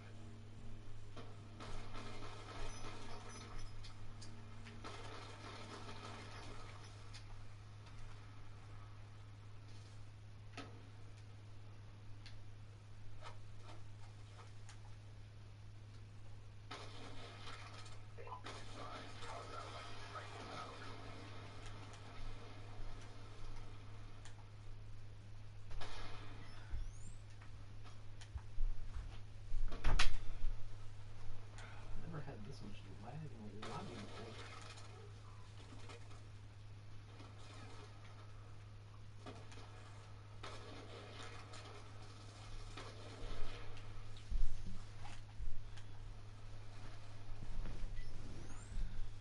I'm lagging on nobody else. Doesn't look like you are. Now you did. Wow, you're so good. Yeah, drop. Fuck yourself, bitch.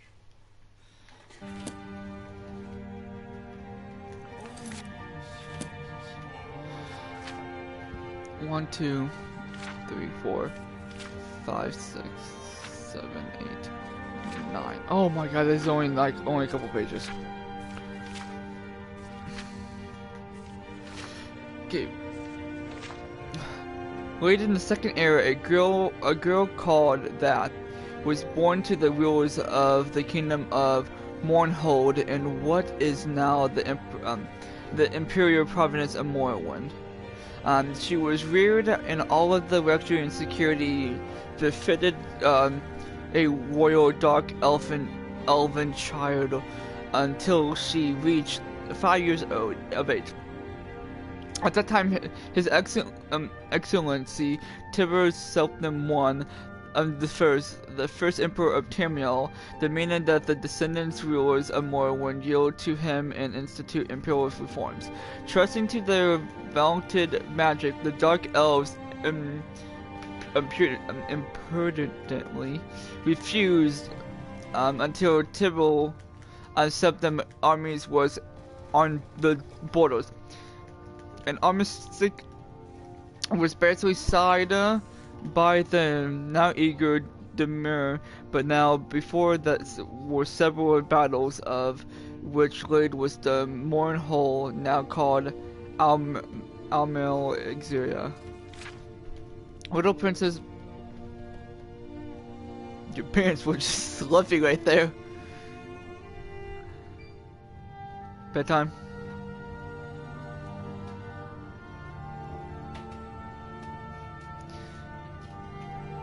Little Princess, that person, and her nurse was found among the wreckage. The Imperial General, that person, himself a dark elf, struggled to tibble something that the child might someday be valuable, and she was therefore placed.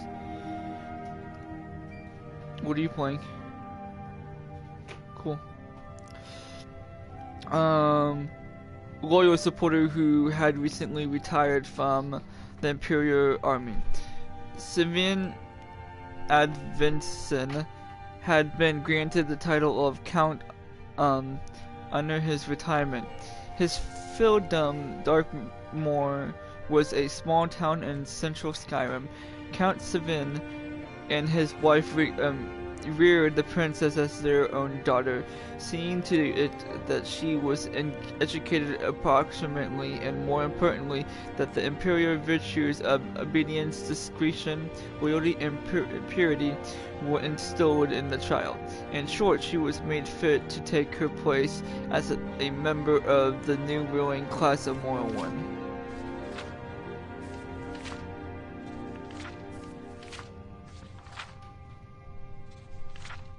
The girl grew in beauty, grace, and intelligence. She was sweet-tempered, a joy of her adopted parents and their 5 young sons who love her as their elder sister.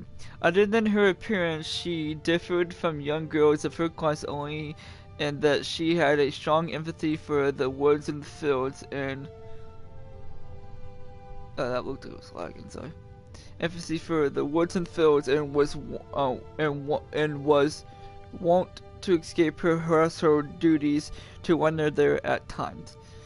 That person was happy and content until her 16th year, when a wicked orphan stable boy whom she had befriended out of pity told her he had overheard a conspiracy between her guardian, Count Seven, and a Red Guard visitor to sell her as a concubine, and Rihad as Nor or Benton would marry her and encounter black skin, and no dark elf would have her because of her foreign upbringing. Whatever shall I do, the poor girl said, weeping and trembling, for she had been brought up in innocence and trust, and it never occurred to her that her friend, the stable boy, would lie to her. The wicked boy, who was called Straw,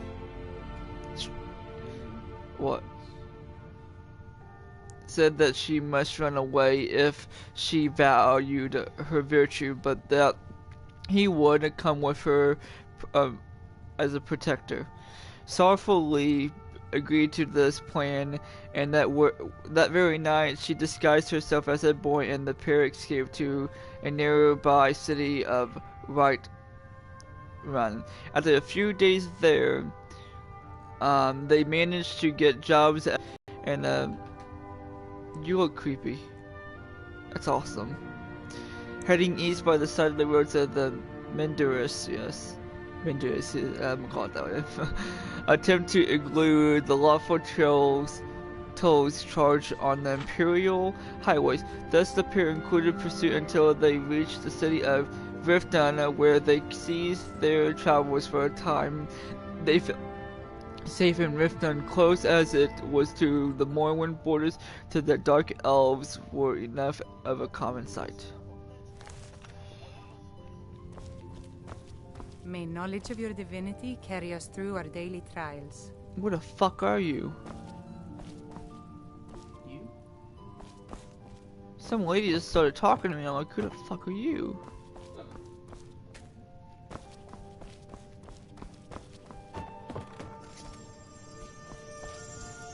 What's up? There's 2 people watching? Oh, cool. I know. Being old's not so bad. Blessings of the 8 divines upon you. How may I help? Done.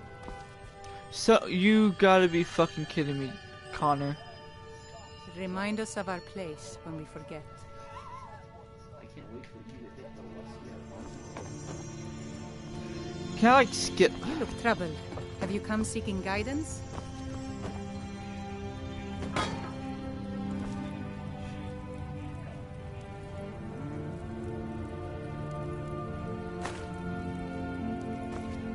Let us walk in the steps of the divine.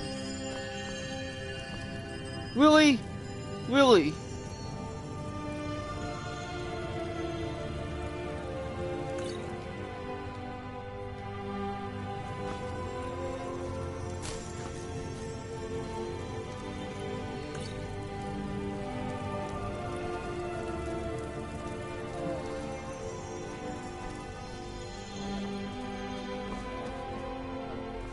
There's like a fucking lot of books in this.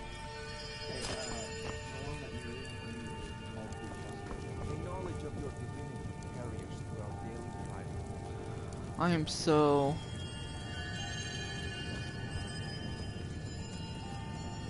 Yeah. Don't fucking remind me.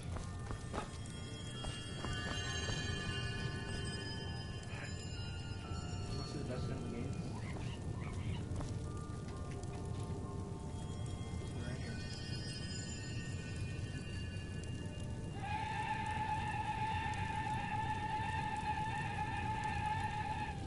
Remind us of our place. Why is it yelling? That's its curse.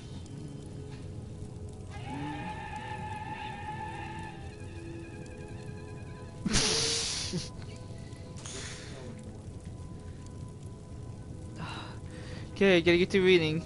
That's 3 books. How do you like push chairs out of the way? How can you pick up stuff, I mean? Hold X. Let us walk in the steps of the divines. Well, For me, it's A. For you, it's X.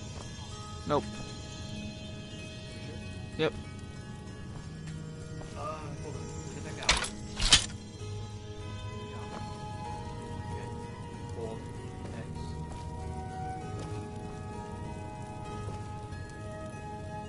Hold X. I am.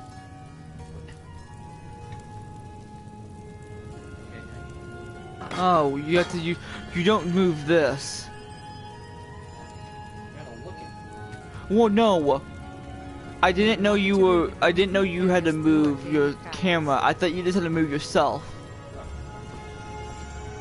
Is that okay? That's what 1, 2, 3, 4. Aldrian is real.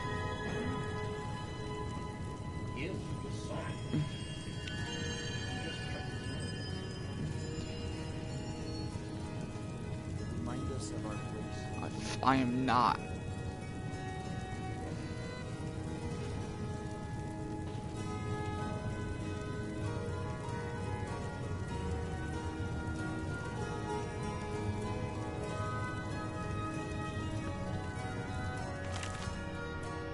Let's see how about this is. 1, 2, 3, 4, 5, 6. Hey, it's only 7 pages. No.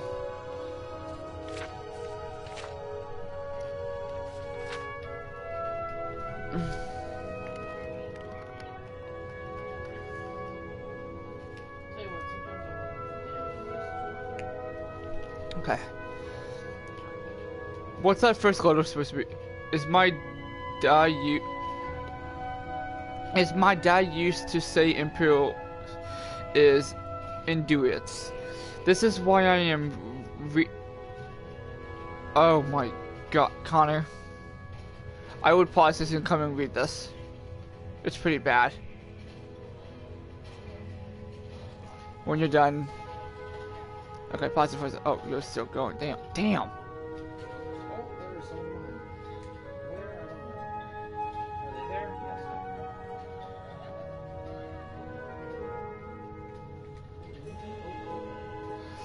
Okay, it's my da to say Imperials are idiots. That is why I am is as my da used to say Imperials are idiots. That is why I am writing this book. I never wrote a book before, and I do not reckon to write one again. But sometimes a man must do what a man must do. And what I must do is set the record straight about the god called Alcatraz and the dragon called Enduin. They ain't the same thing. They ain't the same thing, no matter what them Imperials might say and how they might wish it to be.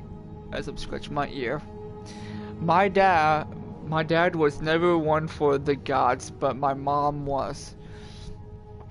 She worshipped all the divines and taught me lots of things. So I know a thing or two about Akatosh, just as much as any Imperial. I know he was the first of all the gods to take shape in the beginning place, and now he has the shape of a dragon. My dad even told me the story of Martian Septim and the thing what happened when the gates of oblivion opened. Septim turned into the spirit of Akatosh and killed Mevrim's dragon. Now I don't know about you, but any dragon that fights the Prince of Destruction is okay by me. Now I hope you understand the problem. Akatosh is good. Everyone from Nord to Imperial does that. Knows that. But Alduin, he ain't good. He's the opposite of good. That Alduin is evil through and through. So you see, Akatosh and Alduin can't be one and the same. Growing up as a lad in Skyrim, I've heard all the stories told to me by my dad, who was told by his dad, who was told by his dad, and so on. And one of those stories was about Alduin. But see, he was not Akatosh. He was another dragon in a real wound. And at that.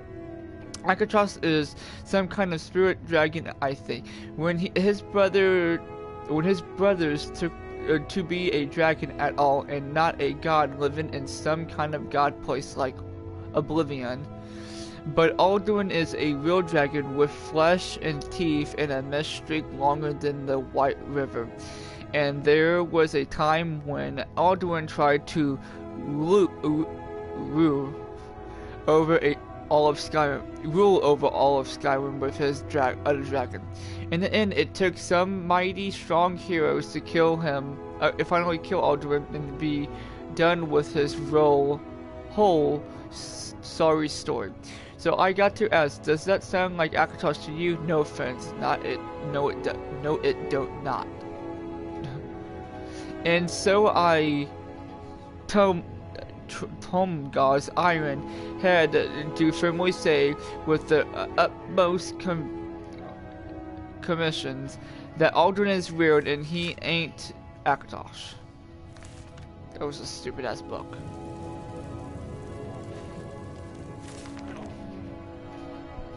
Huh?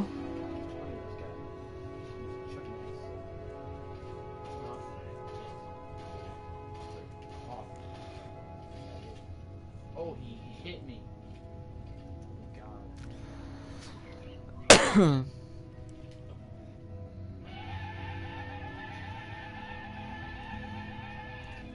That is so fucking annoying. Well, this gun has ridiculous damage, so I live with it.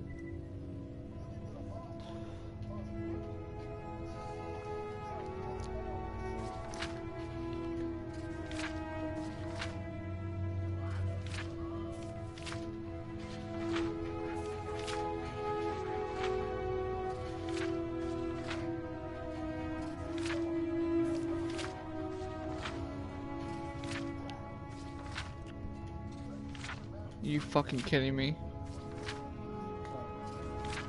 This is stupidly long.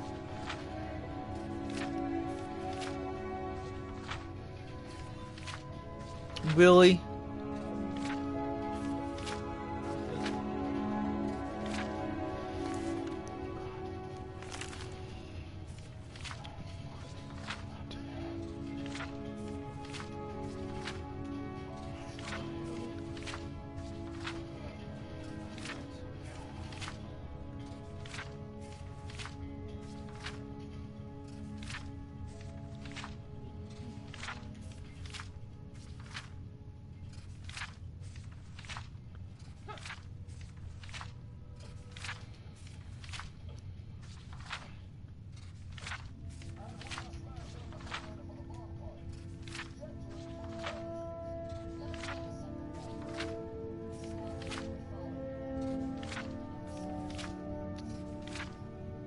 Whatever 36 times 2 is.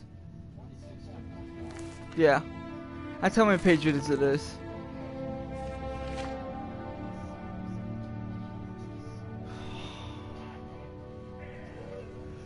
Really? Connor, that's 60 pages.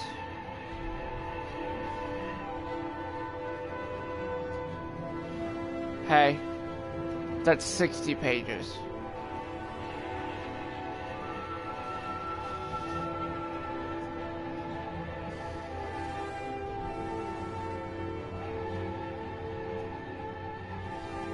Really?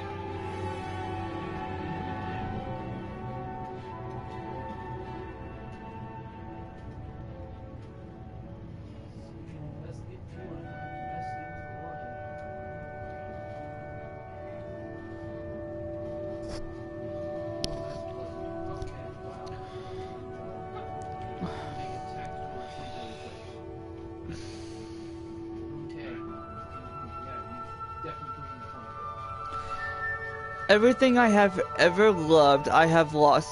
That person thought desperately, looking at the mounted knights behind and ahead. Her tire woman near her in a carriage. Oh shit! No shit.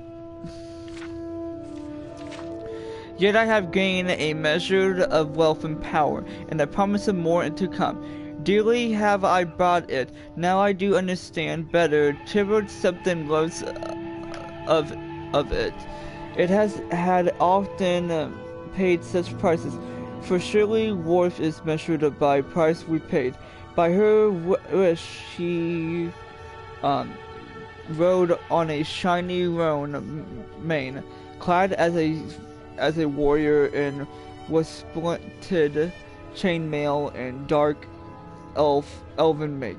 As the days slowly slipped by and her train rode the winding road eastward into the setting suns around her, gradually rose the steep side mountain slopes of Morrowind. The air was thin and a chill late autumn wind blew constantly, but it was also rich with the sweet spicy smells of the late blooming black rose, which was native to Morrowind and grew in every shadowy nook and crevice of its highlands, finding nourishment even in the stoniest banks and ridges. In small villages and towns raged dark elven folks gathering along the road to cry her name or simply gape. Most of her knights escort wore red guards, with a few high elves, Nords, and Bethans as they wove their way into the hearts of Morrowind. They grew increasingly uncomfortable and clung together in protective clusters. Even the elven knights seemed varied. By that person felt at home, at least. She felt the welcome extended to her by her lands. That person met her at the Mournhold border with an escort of knights, about half of whom wore dark elven. An imperial battle dress, she noted. There was a grand parade of entries into the city and speeches of welcome from stately dignities. I have the Queen's suite refurbished for you, the general told her later when they reached the palace, but you may change everything not to your taste, of course. He went on about the details of the coronation, which was to be held in a week. He was his old commanding self, but she seemed sensed something else as well. He was eager for her approval at the arrangement, was in fact fishing for it. That was new. He had never required her commendation before. He asked for her for nothing about her stayed in the imperial city or of her affairs of Tybalt something. Although blank was certain Delinean have told him, or earlier within him, everything in detail. The ceremony itself, like so much else, was a mixture of old and new parts of it from the ancient dark elven tradition of Mournhold, the others dedicated by imperial decree. She was sworn into service of the emperor and Tybalt Septim, as well as the land of Mournhold and its people. She accepted oaths and faithfully allegiance from the people, the notably in the council. This last was composed in a blend of imperial emissaries. Advisors, they were called a native representatives of the Mournhold people, who were mostly elders in accordations with elven custom. That person later found that much of her time was occupied in attempting to reconcile these two factions of their colonies. The elders were expected to do most of the conciliating and lighten a reform introduced by the empire pertaining to the land worship and surface farming. But most of these went clean against dark elven observation. Tibble Septim, in the name of the One, had ordained a new tradition, and apparently even the gods and goddesses themselves were expected to obey. The new queen threw herself into her work and her studies. She was still with love and men for a long time. If not forever, there were other pleasures. She discovered some Symmetras had promised her long ago of the mind and those of power. She developed surprisingly, for she had always rebelled against her tutors at the imperial city, a deep love for dark elven history and mythology, a hunger to know more fully the people from whom she had sprung. She was gratified to learn that they have been proud warriors and skilled craftsmen and cunning mages since the immemorial. Tibble something lived for another half-century, during which she saw him once on several occasions as she was bidden to the imperial city on one reason at the state of another. He greeted her with warmth during these visits, and they even had long talks together about events in the empire when opportunities would permit. He seemed to have quite often that there had even been anything between them more than easy friendship and a more profound political alliance. He changed little as the years passed. Rumors had it that his mage had developed spells to intended his vitality, and that when the One had granted him mortality, one day a messenger came with the news that Tibble Septim was dead, and his grandson, whoever that was now emperor in his place. They have heard the news in private, she and that person. The sometimes imperial general and now her trust prime minister took it scorchingly, as he took most evening. Somehow it doesn't seem possible, that person said. I told you, it's the way of humans. They are a short-lived people. It doesn't really matter. His power lives on, and his son now wields it. You called him your friend once. Do you feel nothing? No grief. He shrugged. There was a time when you called him somewhat more. What do you feel, that person? They had long ago ceased to address each other in private by their formal titles. Emphasis, loneliness, she said, and then she shrugged. But that's not new. I know, he said softly, taking her hand. That person. He turned her face up and kissed her. The act filled her with astonishment. She couldn't remember remember his ever touching her before. She never thought of him in that way, and yet undeniably an old familiar warmth spread through her. She'd forgotten how good it felt that once. Not the scorching symptom, but the comforting, robust odor she had associated with Straws. Straw, poor Straw. She hadn't thought of him in so long. He'd been middle-aged now, if he were still alive. Probably with a dozen children, she thought affectionately, and a hearty wife who hopefully could talk for two. Marry me, Blank was saying. He seemed to have picked up her through thoughts of marriage, children, wives. I've worked and toiled away long enough, haven't I? Marriage, a present with present thoughts. The thought appeared in her mind, clear and unbidden. Hadn't she used those very same words to describe Straw so very long ago? And yet, why not? If not, blank who else. Many of the great noble families of Morrowind have been wiped out of the Tibble Septim Great War of unification before the treaty. Dark Elven rule had been restored if was true, but not the old, not the true nobility. Most of them were upstarts like blank, and not even half as good or deserving as he was.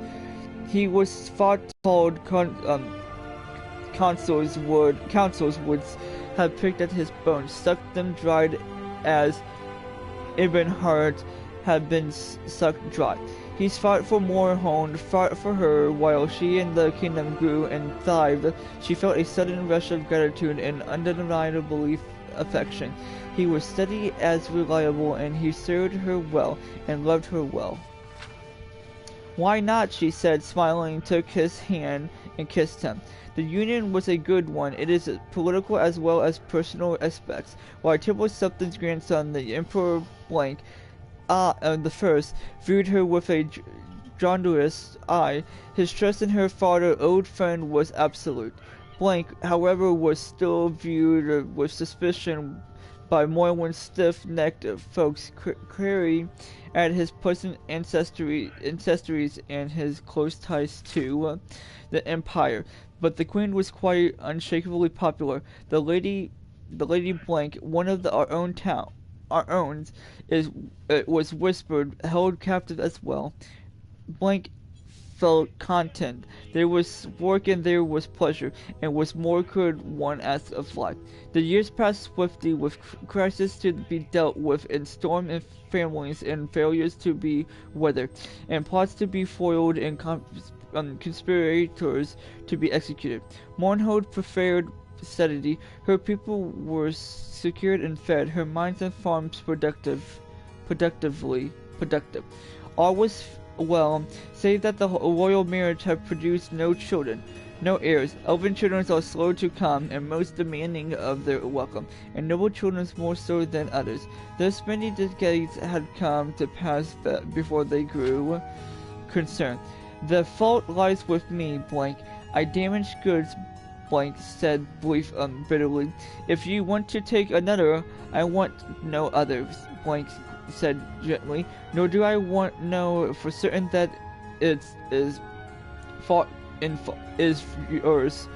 Perhaps it is mine. Whichever, we will seek a cure. If there is a damage, surely it may be repaired. How so? When we dare not entrust anyone with the true story, healers' oaths do not always hold. It won't matter if you change the time and circumstances a bit. Whatever we say or fail to say, Jeffers the storyteller never rests. The god inventive mind and quick fung rung are ever busy spreading gossip and rumors. Priests and healers are mages came and went, but all their prayers, potions, and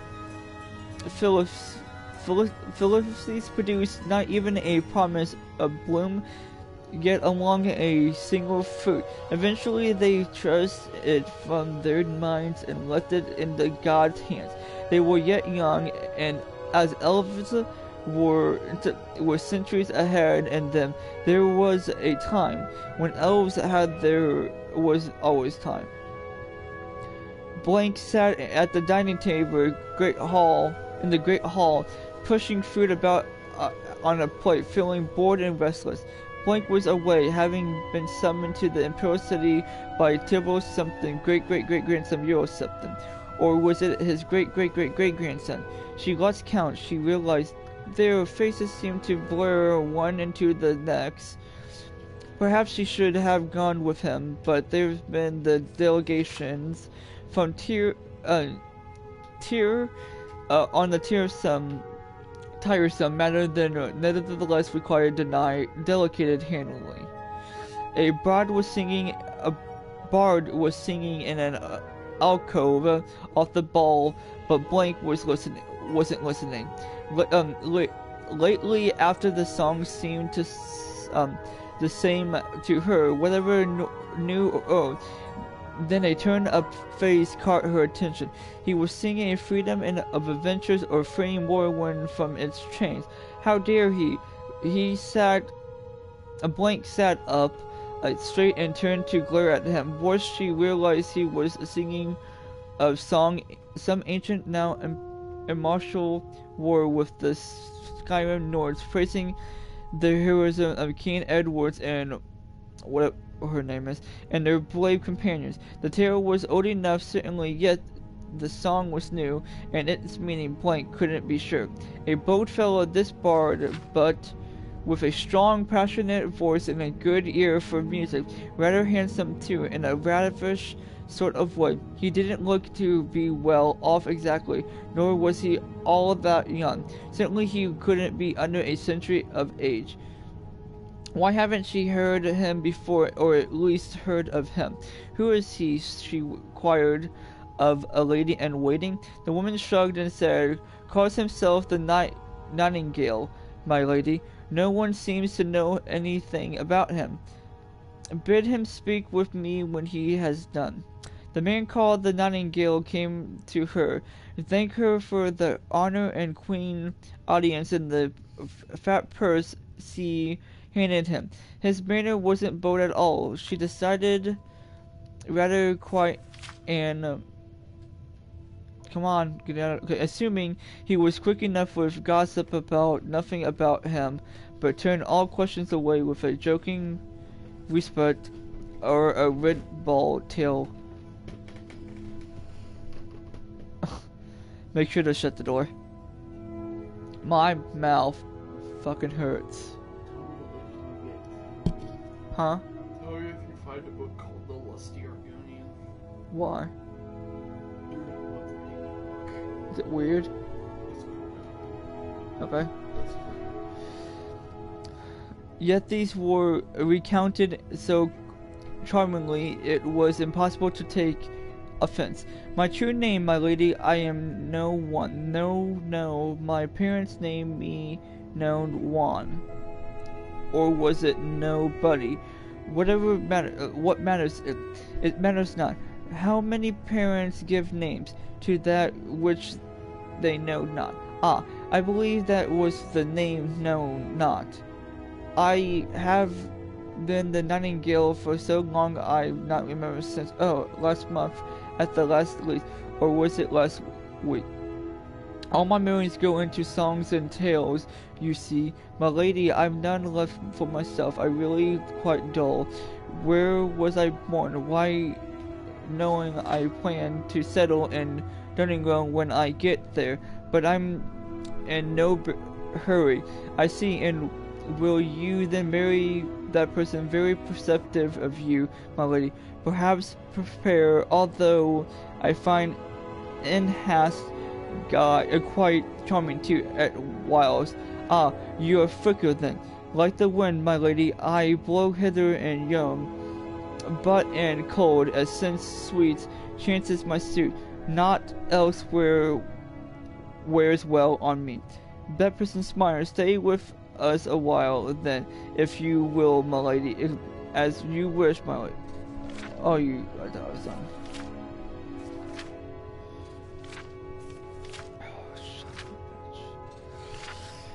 After that brief exchange, Blink found her interest in life somehow rekindled.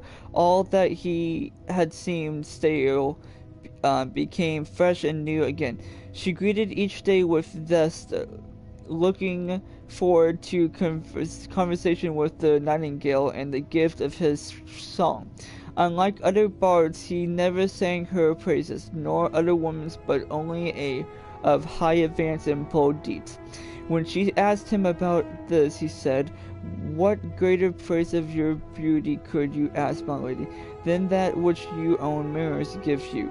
And if rewards you would have, you have those of the greatest than my cowl self.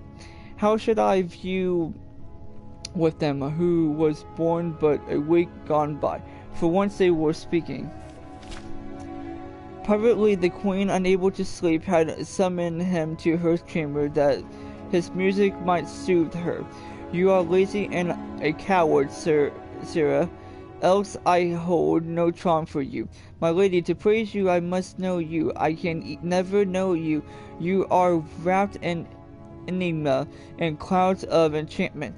Nay, not so. Your words are what weave enchantment. Your words in your eyes. And your body, know me if you will. Know me if you dare. He came to her then. They lay close, they kissed, they embraced, not even blank truly knows blank. He whispers softly. So how may I, my lady? You seek it now, if not, nor yet for what? What would you have that you have not? Passion, she answered back, passion and children born of it. And for your children what? What bright birthright might be theirs? Freedom, she said, the freedom to be what they would be. Tell me, you who seem wise to these eyes and ears and the souls that knit them, where may I find these things? One lies beside you, the other beneath you, but would you dare stretch out your hand that you might take what could be yours and your children? Blank. Is my person lies the answer to the part of what you seek. The others lie hidden below us, and these your very kingdom mine, that which will grant us the power to fulfill and achieve our dreams, that which Edwards and Warden between them used to free High Rock and their spirits from the hateful domination of the Nords. It is be properly used, my lady, none of may stand against it, not even the powerful the Emperor controls. Freedom, you say? Blank freedom is given from the chains that bind you. Think of it, my lady. He kissed her again softly and withheld. You're not leaving, she cried out, her body yearned for him. For now, he said, pleasures of the flesh are nothing beside what we might have together. I would have you think on what I have just said. I don't need to think. What must we do? What preparation must be made? Why, none. The mines may not be entered freely, it is true, but with the queen at my side who will stand athwart.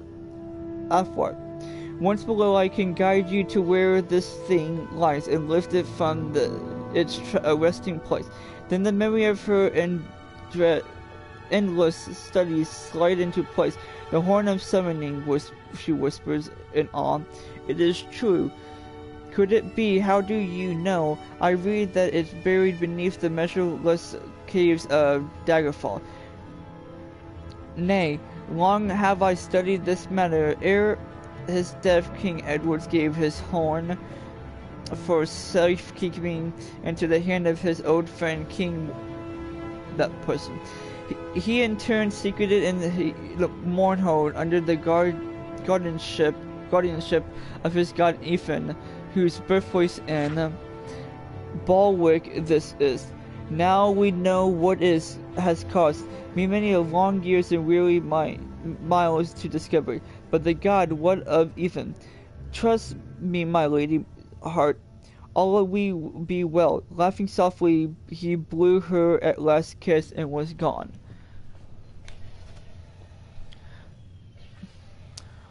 On the morrow there passed the guards at the great portals had led into the mines and further below, under pretense of her customary tour of inspection, blank unattended but for the Nightingale,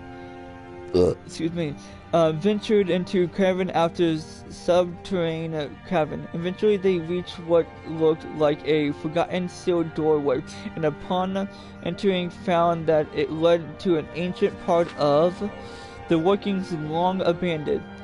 The going was treacherous, for some of the old staffs had collapsed, and they had to clear a passage through the rubble or find a way around the more impassable piles. Vicious rats and huge spiders scurried here and there, sometimes even attacking them, but they proved no match for fire spells of the Nightingale quick dagger. We've been gone too long, said a length. They've been looking for us. What will I tell them? Whatever you please, the Nightingale laughed. You are the queen, aren't you? The Lord Blank. That peasant obeys whoever holds power. Always has, always will. We shall hold the power, my lady love. His lips were sweet as wine, his touch both fire and ice. Now, she said, take me now, I'm ready. Her body seemed to burn, hum, every nerve and muscle taut. Not yet, here's not like this, for waved around indicated the aged dusty debris and grim walls of rock. Just a little while longer. Reluctantly, that person nodded her assent. They assumed walking. Here, he said at last, pausing before a blank barrier. Here it lies. He scratched a wound in the dust, his other hands wearing a spell as he did so. The wall dissolved. It revealed an entrance to some ancient shrine. It is the midst stood a statue of a god, hammer in hand, poised above a main Evil. By my blood, Ivan, the Nightingale cried, I bid thee waken that person. Heir of Ebonheart am I, last of the royal line, sharer of thy blood. At Moorland last need, with all the elven dome and dread pillar of their selves and souls, release to me that guardian, which that thou goddest. Now I do bid thee strike. At his final words, the statue glowed and quickened. The blank stone eyes shone a bright anvil, and its splits assumed with a thunderous crash, the stone god itself crumbling.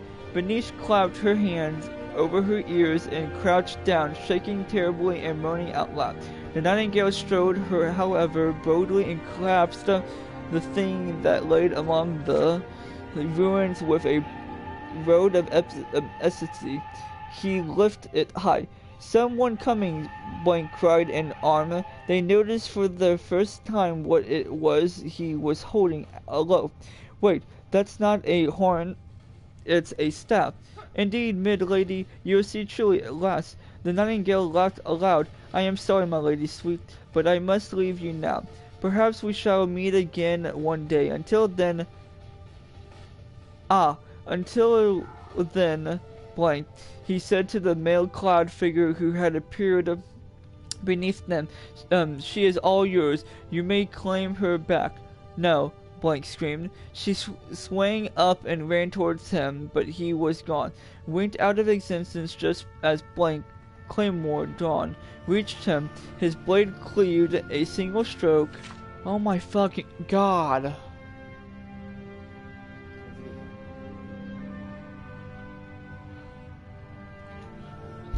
I've had to lost my voice. Oh, I'm losing my voice. Can you hear the croakiness?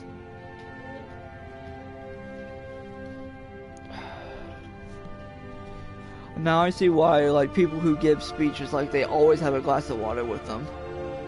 Because I haven't took a drink since then. Through empty air. Then he stood still as it's taking the stone god place.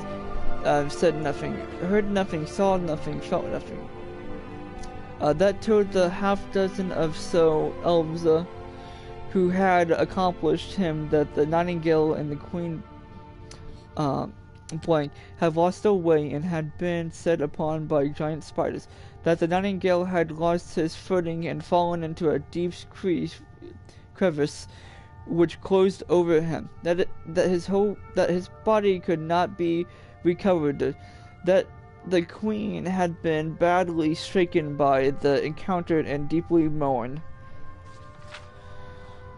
The loss of his friend who had fallen in her defense, such was Blank, present in power and command that the slack-jawed knights, none of whom had caught more than a glimpse of what happened, were convinced that it was all exactly as he said. The Queen was escorted back to the palace and taken to his chamber, whereupon she dismissed her servants in waiting. She sat still before her mirror for a long time, stunned to distraught, even to weep. Blank stood watching over her. Do you have an idea at all what you have just done? He said finally, flatly, coldly. You should have told me, Blank whispered. The Staff of Chaos. I never dreamed it laid here, he said, a merling. Escaped her lips and she doubled in a despair. Oh, what have I done? What have I done? What have I happens now? What's to become of me, of us? Did you love him? Yes, yes, yes, yes. Oh my, Blank, the gods have mercy on me. But I did love him. But now, I don't now. I'm not sure. Blank hard lion's face softened slightly, and his eyes glittered with new light, and he said, that's something then. You will become a mother yet if it is within my power. As for the rest, Blank, my dearest Blank, I expect you have loosed a storm upon the land. It be a while yet in the brewing, but when it comes, whether it is together, as we always... What? I have no fucking idea. What are you eating? Oh. Okay, give me a sec, I might have them.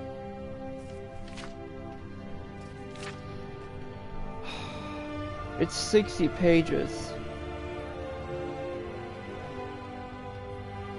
I've had to read about 35 to 40 pages already. I've had to. Fine.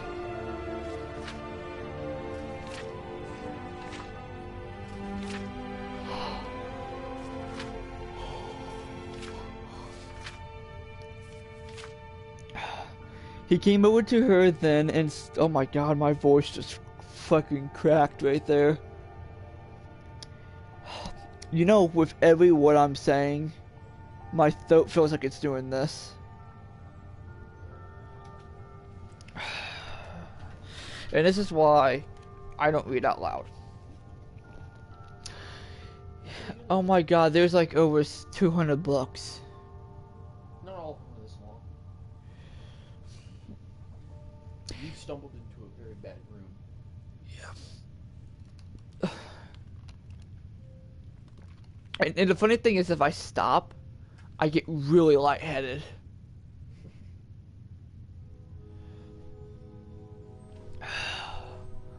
The soundtrack in the background is only like helping. He came over to her then and stripped her in her clothing and carried her to the bed. Out of grief and longing, her in freedom. I don't fuck that. Thank you.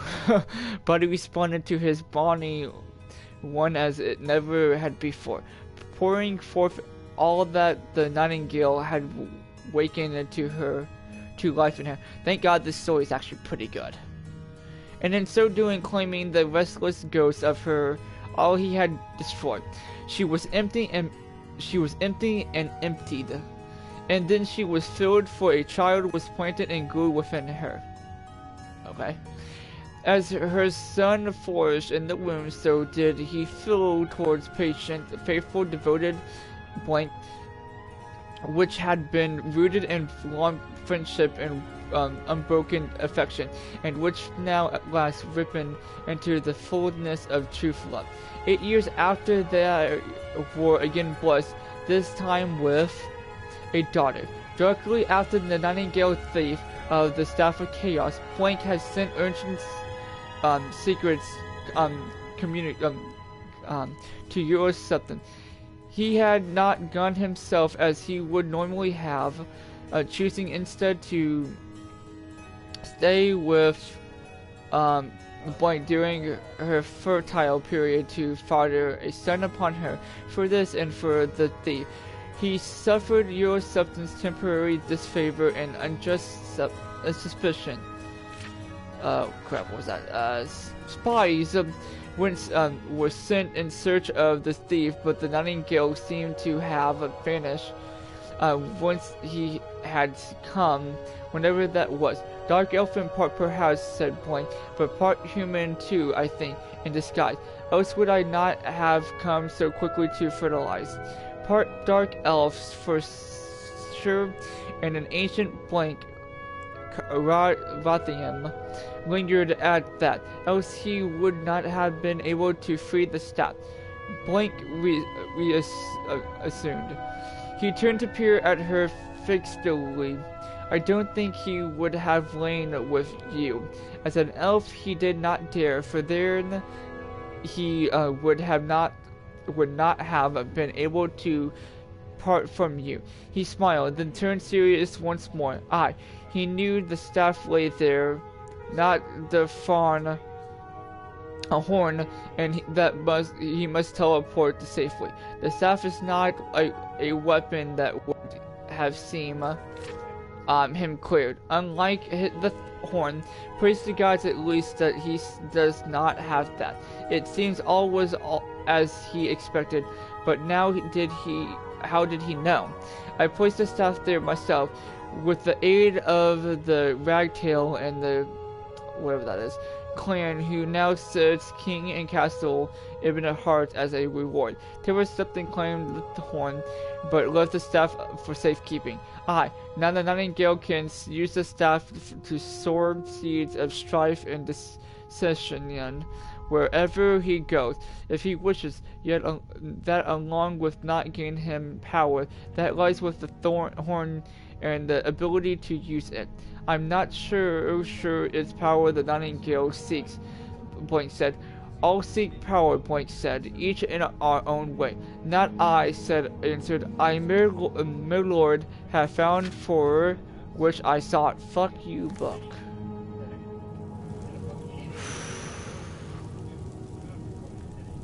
Is that another big book?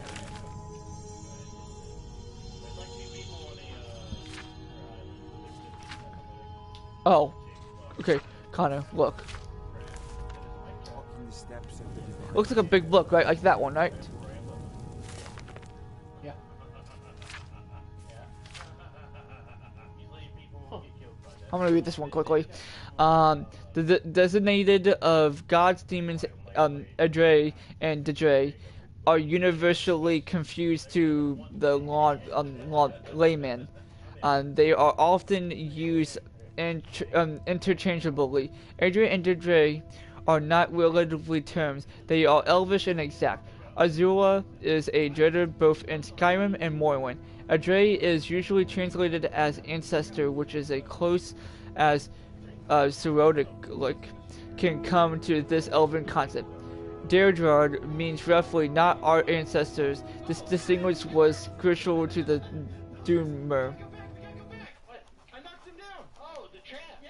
Oh shit! Go! I was like, how did I knock it down? Whose fundamental split in ideologically and represented in their mystical genealogy. Adrid are associated with status. Deirdres represent change. Adrid created the moral world and are bound to the earth bones. Deirdres who could not create have the power to change. As part of the divine contact of creation, the Adria can be killed. Witness Lorcan and the moons. The 14 Deirdre who assume the rules do not apply can only be banished. And that's it. Let me put this title. And guys, I'm gonna take a little break.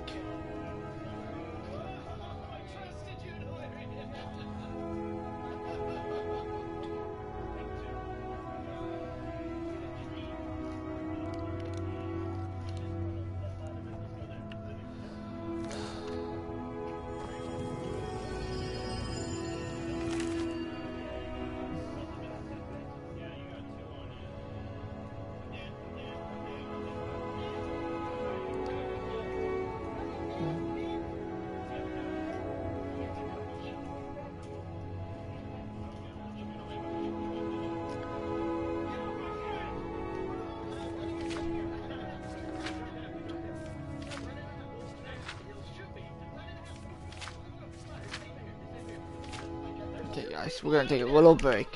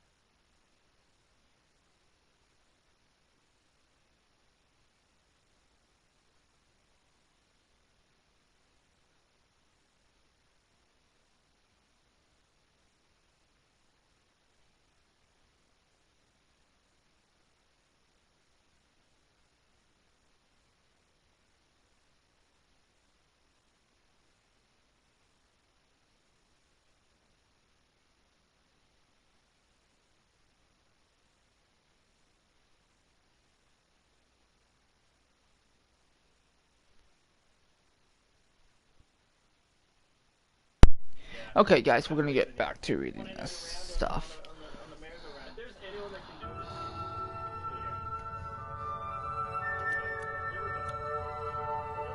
One day's passed.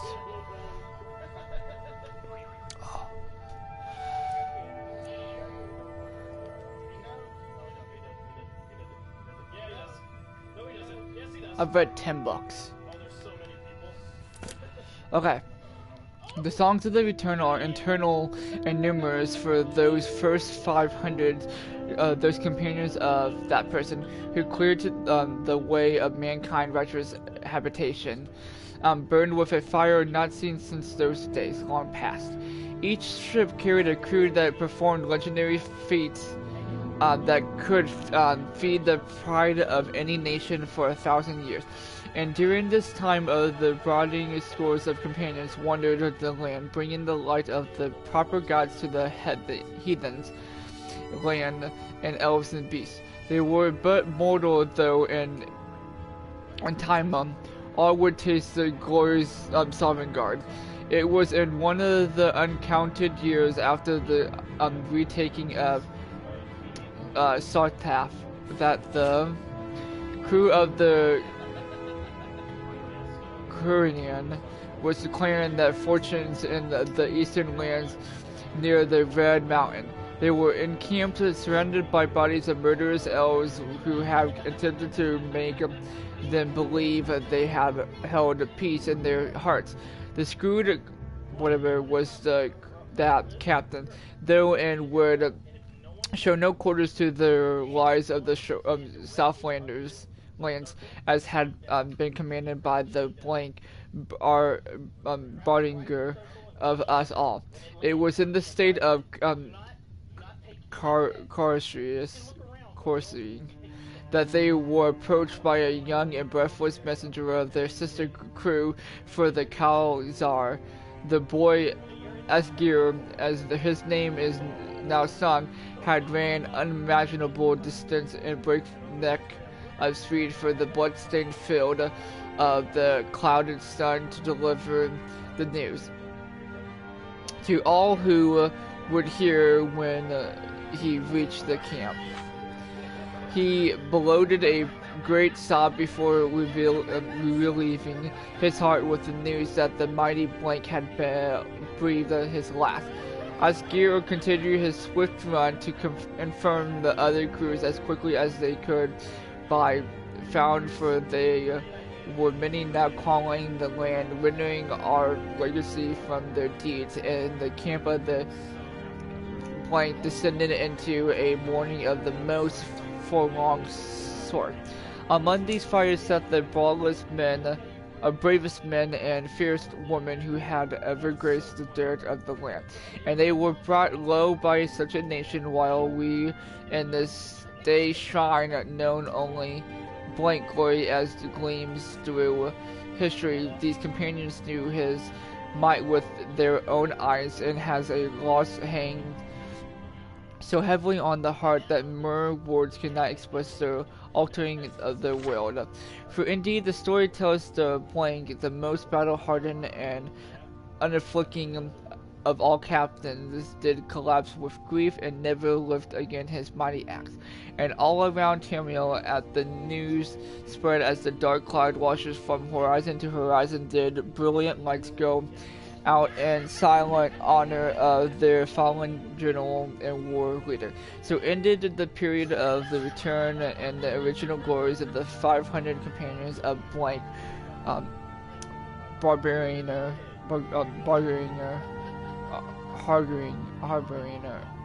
all of us.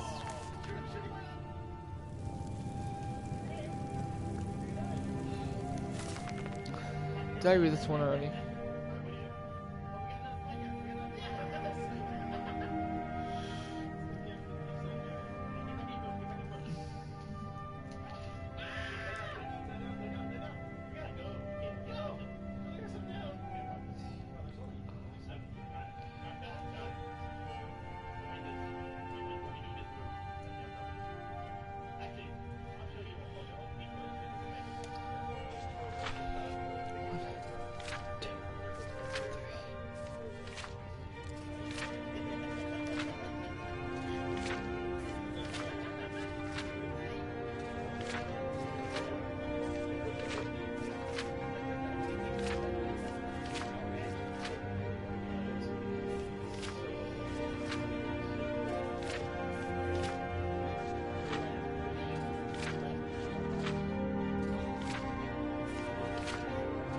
Connor, can you read this?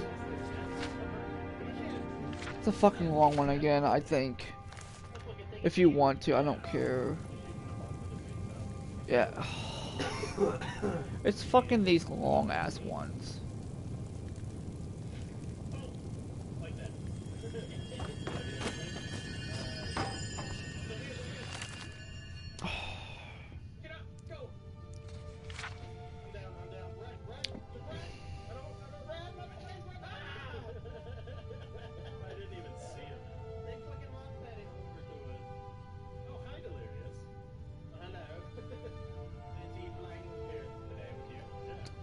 The last book for tonight. This is the last book, and it's a very long one again.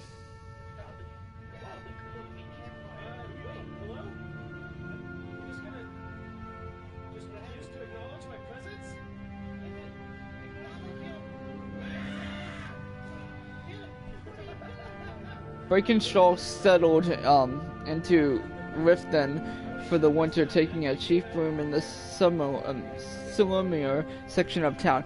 Blank wanted to join the Thieves Guild, knowing there would be trouble if she were caught freelancing. One day in a bar room, she caught the eye of a known member of the guild, a bold John Khajiit named Therese.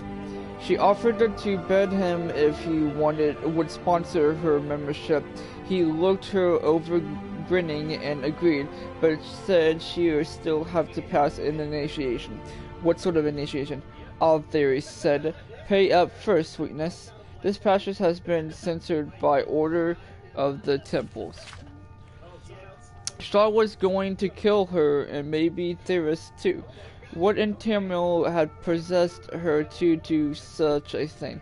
She casted a apprehensive look around the room, but the other patrons had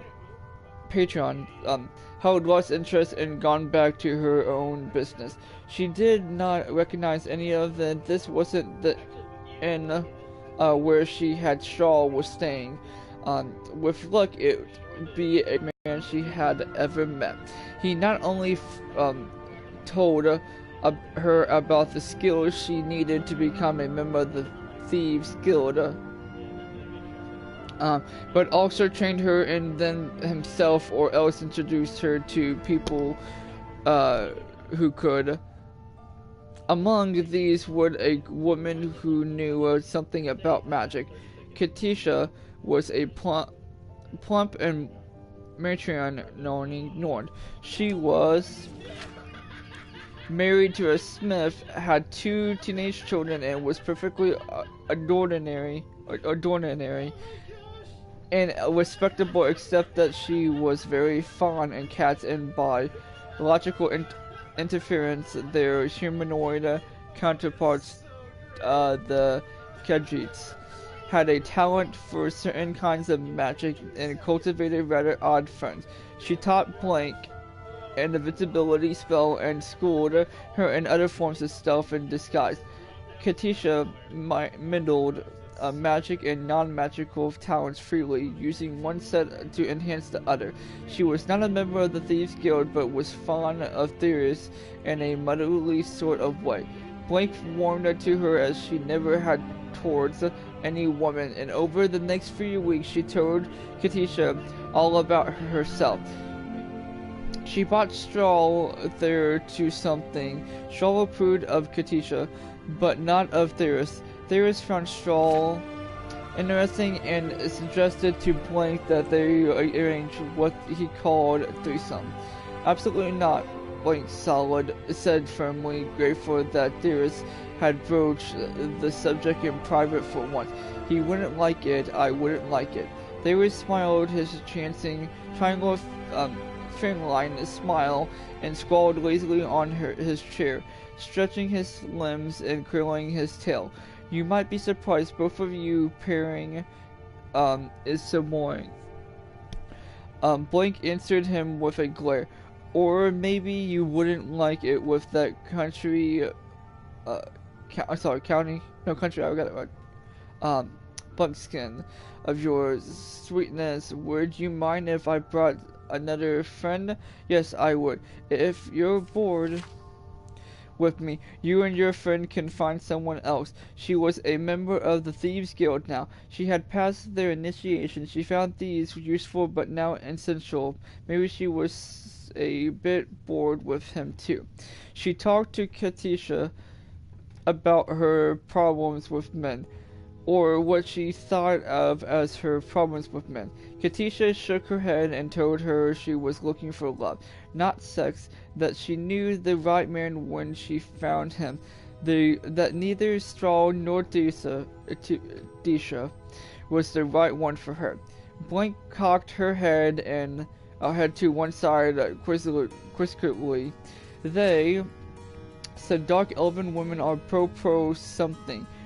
Prostitutes, she said, although she was dubious. You mean promiscuous? Although some do perform prostitutes, I suppose.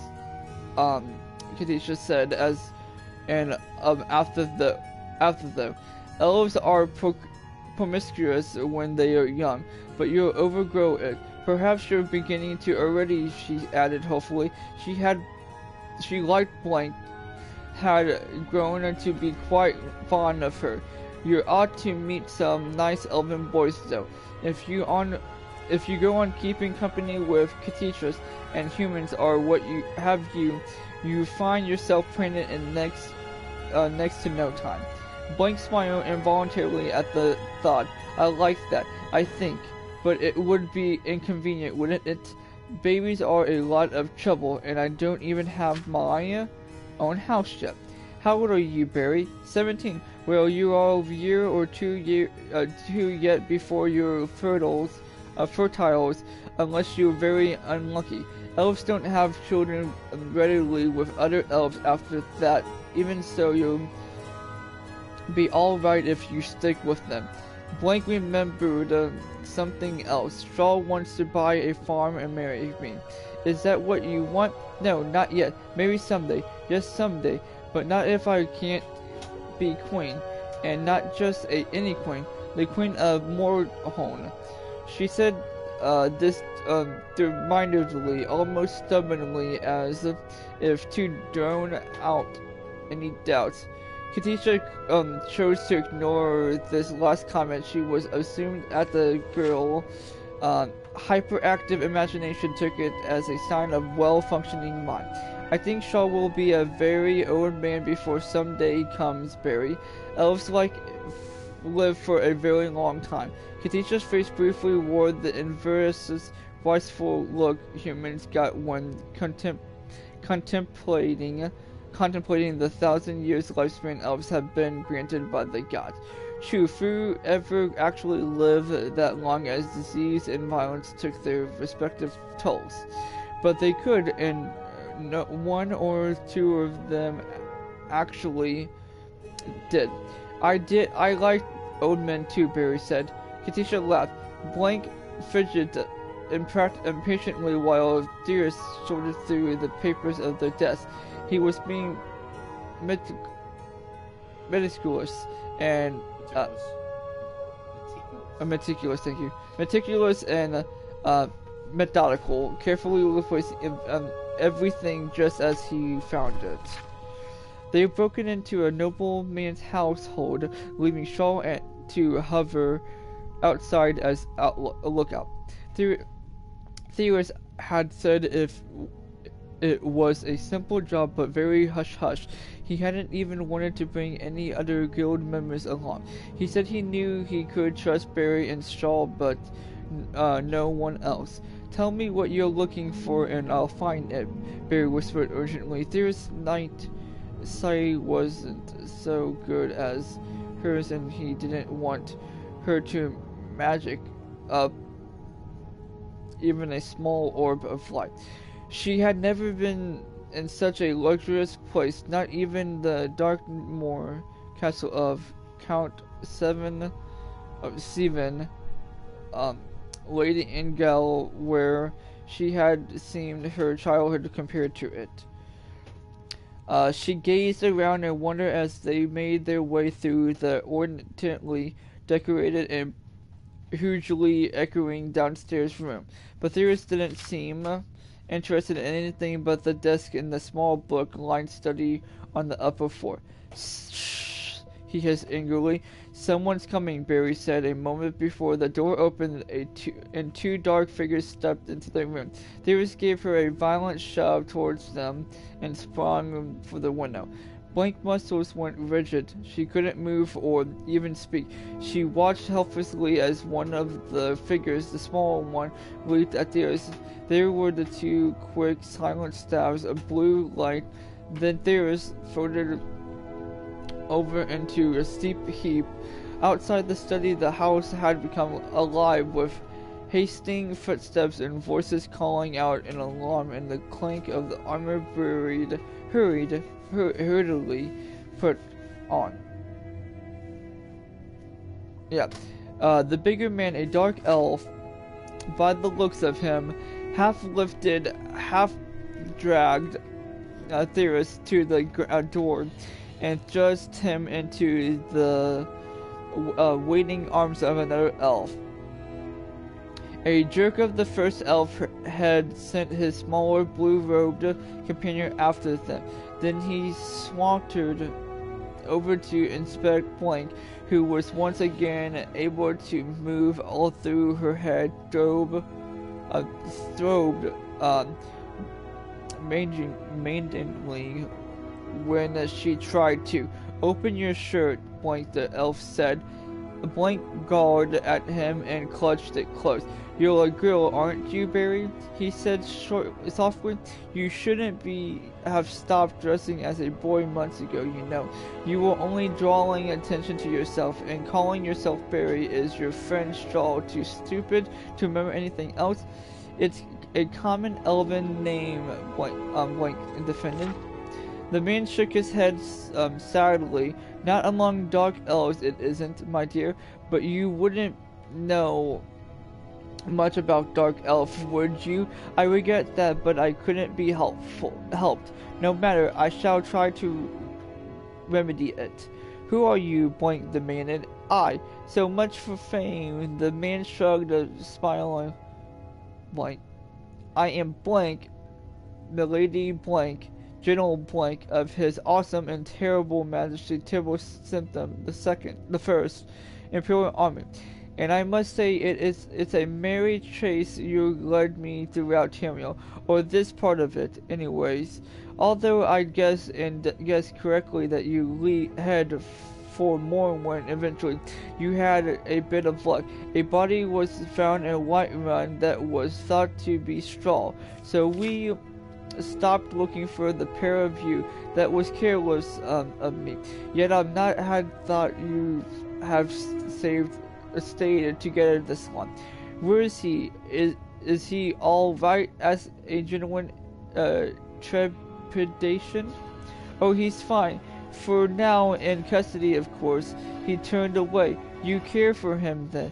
He said, and then suddenly stared at her with furious curiosity out of red eyes that seemed strange to him, except in her own seldom seen reflection. He's my friend, Blank said. The words came out in a tone that sounded dull and hopeless to her own ear. Blank, a general in the Imperial Army, no less, said to have the friendship and ears of Terrible Symptom himself. You seem to have several unsuitable friends, if you will forgive me saying so, my lady.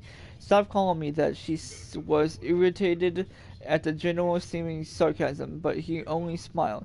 As they talked but bustled and fury and the house died away, although she could still hear people presuming the residents whispering together not far off.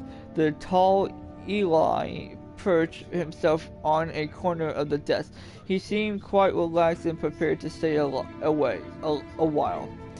Then it occurred to her several unsuitable friends had, he said. This man knew all about her, or seemed to know enough anyways, which amounted to the same thing. What's going to happen to them, to me?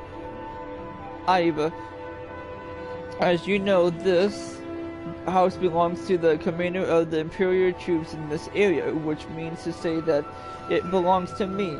Blank gasped and Blank looked up sharply. What you didn't know, tisk, while you are rash, milady, even for 17, you must always know what it is you do and get yourself into. But the guild haven't. Blank was trembling. The Thieves Guilds would never have attempted a mission that crossed Imperial policy. No one dared oppose Tyrell's symptom, at least no one should knew of it. Someone at the guild had bungled badly and now she was going to pay for it. I dare say it's unlikely that Deers had guild approval for this. In fact, I wonder Blank examined the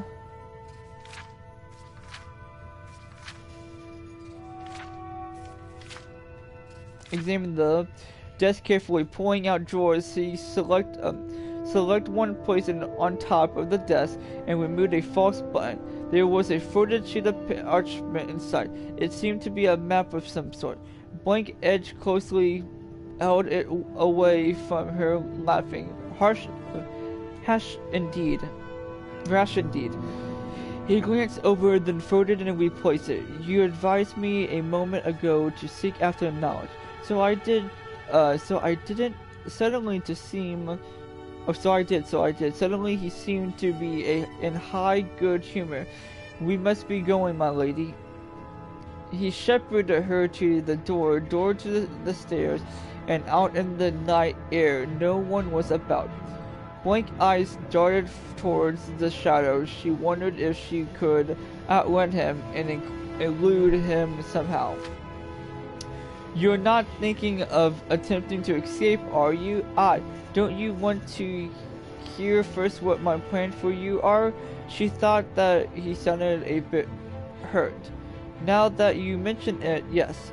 Perhaps you'd rather hear about your friends first. No.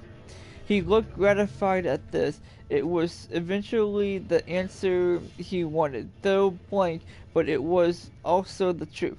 While she was concerned for his friends, especially Straw, she was more concerned for herself. You will take your place as the rightful queen of Morhone.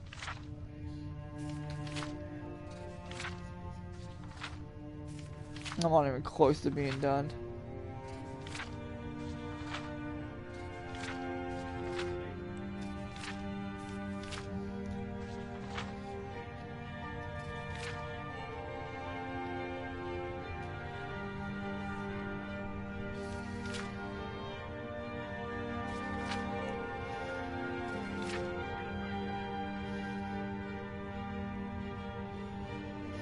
Blank explained that this had been his.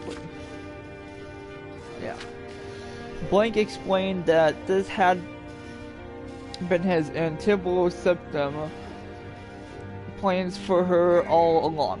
That Morhone, which had been under military rule for the dragon or so years since she had been away, was gradually to be returned to civilian government until under the Empire guidance of course, and as part of the imperial province of Morrowind. But why was I sent to Dormore? Blank asked, hardly believing anything she had just been told. For safekeeping, naturally. Why did you run away? Blank shrugged. I saw no reason to stay. I should have been told. You would have been by now. I had in fact sent for you to be removed to the Imperial City to spend some time as part of the Emperor household. But of course you had, shall we say, absconded by them. As for your destiny, it should have been quite obvious to you. Tibble Septon does not keep those he has no use for, and what else could you be that would be of use to him? I know nothing of him, nor for the matter of you. Then know this, Tyrael Septon awards friends and foes alike according to their deserts. Blank chewed on that for a few moments. Shaw had deserved well of me and has never done anyone any harm. He is a member of the Thieves Guild. He came along to protect me. He earns our keep by running errands and he Blank waved her impatiently to silence. I know all about Strahl, he said, and about Theris. He stared at her intently. So what would you? She took a deep breath. Strahl went a little farm. If I'm to be rich, then I would like for him one to be given to him. Very well, he seemed astonished at this, and then please, done. He shall have it, and Theris the job entailed. Besides, he pushed her right into their enemy's arms in an attempt to save himself. Not a man to be rewarded, not in fact a man to be trusted. Yes, and, well, he should be made to suffer for it, shouldn't he? That seems reasonable. What form should said suffering take? Blank balled her hands into a fist. She wouldn't like to beat and call out the Kitties herself, but considering the turn events had taken, that didn't seem very queenly. A whipping would 20 stripes be too many? Do you think? I don't want to do him any permanent injuries. You understood, just teach him a lesson. Of course. Blank grinned at this. Then his features suddenly set and becoming serious. It shall be done, your highness, my lady Queen Blank of Moorhound. Then he bowed to her, a sweeping, counting, ridiculous, wonderful bow. Blank hardly. She spent 2 days at Blank apartment, during which she was kept very busy. There was a dark elven woman named Delinian who saw to her needs, although she did not exactly seem a servant since she took her meal with them, nor did she seem to be Blank's wife or lover. Delinian looked amused when Blank asked her about it. She simply said she was in the general employed and did whatever was asked of her. When Delinian insisted, several fine gowns and pairs of shoes were ordered for her, plus a riding habit of boots along with other small necessaries. Blank was given a room to herself. Blank was out a great deal. She saw him at most meantime but he said little about himself, what he had been doing. He was cordial and polite, quite willing to converse on the most subjects, and seemed interested in anything she had to say. Delinian was much the same. Blank found them pleasant enough, but hard to get to know, and Kadisha had to put in. She felt an odd tingle of disappointment. These were the first dark elves with whom she associated closely. She had expected to feel comfortable with them, to feel at least that she belonged somewhere with somebody as part of something. Instead, she found herself yearning for her Noric friend, Kadisha and Strahl. When Blank told her they were to set out for the Imperial City for the morrow, she asked if she could say goodbye to them. Kadisha said aye, but then I suppose I owe her something. She is who led me to you by telling me of a lonely dark elven girl named Barry who needed elven friends and who sometimes dressed as a boy. She had an association with the Thieves Guild apparently, and no one associated with the Thieves Guild seems to know you're truly identified. Save Theus. That is, well, I prefer that your former guild membership not to be made public knowledge. Please speak of it to no one, your highness. Such as past does not become an imperial queen. No one knows but Strahl of Theris, and they won't tell anyone. No, he smiled a curious little smile. No, they won't. He didn't know that Kadisha knew then, but still there was something about the way he said it. Shaw came to their apartment on the morning of the departure. They were left alone in the saloon, although Blank knew that other elves were within earshot. He looked drawn and pale. They hugged one another silently for a few minutes. Shaw's shoulders were shaking and tears were rolling down his cheeks, but he said nothing. Blank tried to a smile. So we both get what we want, eh? I'm to be Queen of Morhorn, and you will be Lord of your own farmstead. She took his hand, smiled at him warmly, genuinely. I write you, Straw. I promise. You must find a scribe so you can write me too. Straw shook his head sadly. When Blank persisted, he opened his mouth and pointed at it, making an articulated noises. Then she realized what it was. His tongue was gone, had been cut off. Blank collapsed onto a chair and wept noisily. But why, she demanded on Blank, when Shaw had been ushered away? Why? Blank shrugged. He knows too much. He could be dangerous. At least he's alive, and he won't need his tongue to raise pigs or what other. I hate you, Blank screamed at him, then abruptly doubled over and vomited on the floor. She continued to revile him between intermittent bouts of nausea. He listened stolidly, whatever, for some time while Donalina cleaned up after her. Finally, he told her to cease or he would gag her for her journey to the Emperor. They stopped at Kadisha's house on the way out of the city. Blank and Donalina didn't dismount. All seemed normal, but Blank was frying as she knocked on the door. Katisha answered the knock. Blank thanked the god silently that at least she was all right, but she also obviously been weeping. In any case, she embraced Blank warmly. Why are you crying? Blank asked. For Theus, of course. You haven't heard of dear. Poor Theus, he's dead. Blank felt icy fingers creeping around her heart. He was caught stealing from the commanded house. Poor fellow, but that was so foolish of him. Oh, Barry, he was drawn and quartered this very dawn by the commandment order. She started to sob. I went. He asked for me.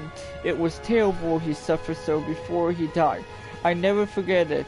I looked for you and Charlotte, but no one knew where you both gone to. She glanced behind Blank. That's the commandant, isn't it? Blank. Then Katisha did a strange thing. She stopped crying and grinned. You know, the moment I saw him, I thought this is the one of Blank. Katisha took a fold of her apron and wiped it across her eye. I told him about you, you know. Yes, Blank said. I know. She took Katisha's hand in each of her and looked at her earnestly. Katisha, I love you. I'm going to miss you. But please don't ever tell anyone else anything about me. Ever. Swear you won't. Especially not to Blank. And look after Straw for me. Promise me that. Katisha promised, puzzled though willing. Barry, it wasn't somehow because of me that Theus was caught, was it? I never said anything about Theus to him. She glanced over at the general. Blank assumed that it wasn't that a informant had told her Imperial Guard Theus' plans, which was probably a lie, but she would see that Katisha plainly needed some kind of comfort. Oh, I'm glad of that. If I can be glad of anything just now, I hate to think. But how could I have known? She leaned over and whispered in Blank's ear. Blank was very handsome, don't you think, and so charming. I wouldn't know about that, Blank said dryly. I haven't really thought about it. There's been other things to think about. She explained hurriedly about being Queen of Morhorn and going to live in the Imperial city for a while. He was looking for me, that's all. On order for the Emperor, I was the object of a quest, nothing more than some sort of a goal. I don't think he thinks of me as a woman at all. He said I didn't look like a boy though. She added in the face of Katisha's incredibly. Katisha knew that Blank evaluated every male she met in terms of sexual disparity and availability. I suppose it's the shock of finding out that I really am a queen, she added, and Katisha agreed that yes, that's true. That must have been something of a shock, although one of there was no likelihood of her experience first heard. She smiled, Blank smiled with her. Then they hugged again, tearfully for the last time. She never saw kiss again. For Straw, the royal party left Riften back by the great southern gate. Once those Blank tapped her shoulder and pointed back at the portals. I thought you might want to. The bird had been at it, but the face was still recognizable. I don't think he hears me, although I'm quite sure he would be pleased to know I'm fine, she said, seemingly to find line. Let's be on our way, General said. Wait. Blank was clearly disappointed by her lack of reaction. You heard of this from your friend Katisha, I suppose. You suppose correctly she attended the execution. Blank said casually. If I didn't know already, he'd find out soon enough. She was sure of that.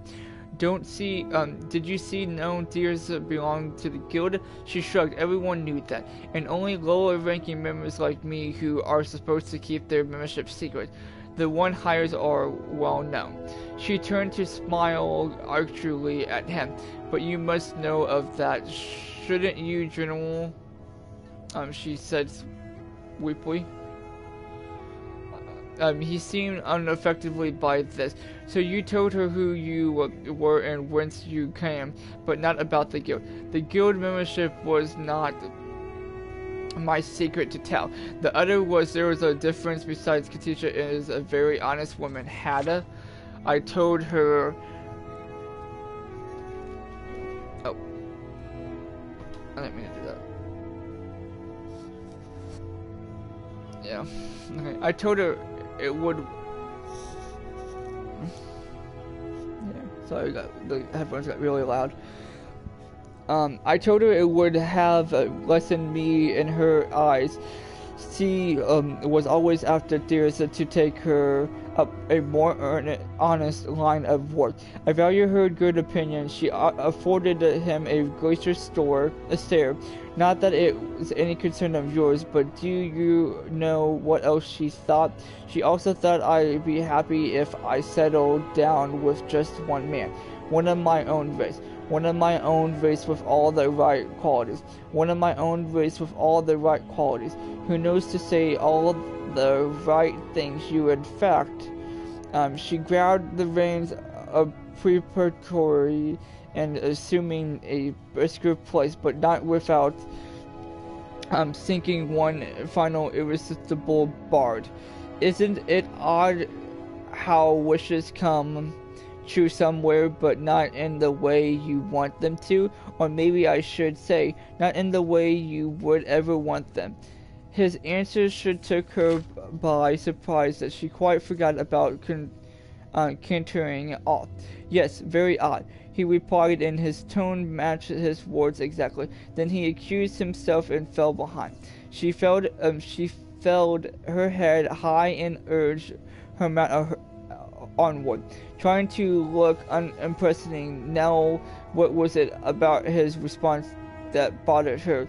Not what he said, nor that wasn't it, but something about that was the way he said it. Something about it made her think that she, Blank, was one of his wishes that had come true. Unlikely as this seemed, she gave it due deliberation. He had found her at last, after months of searching, it seemed, under pressure from the Emperor, no doubt. She wished had come true. Yes, that must be it. But in a way, apparently not although to his liking. Hey, I fucking finished it. Oh my god. That took me 40 minutes.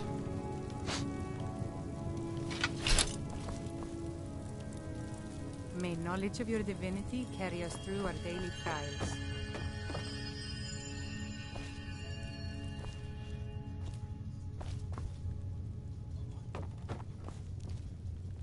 I'm like, Blessings wait. of the 8 divines upon you. How may I help?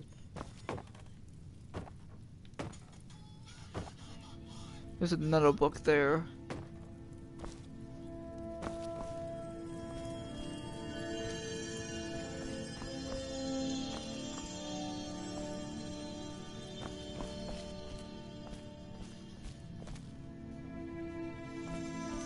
Remind us of our place.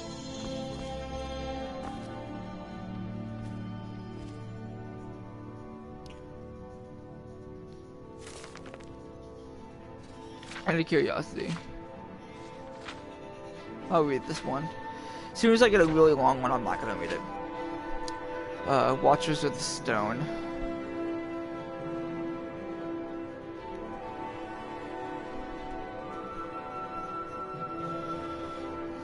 Okay.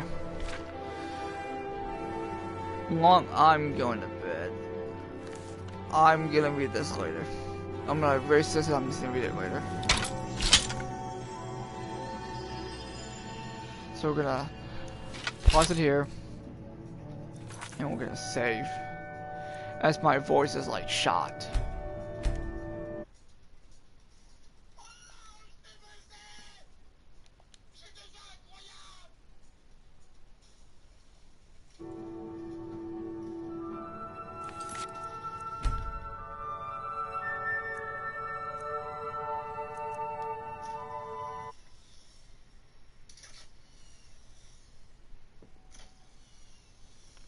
I've been playing for 5 hours. I've been in this place for 2.5, almost 2 hours. Fuck me. Okay guys, I am done with this game right now. If I've been doing this for 5 hours, Connor, I have a feeling I'm gonna be here for a while. And save. Okay guys, I hope you guys enjoyed this.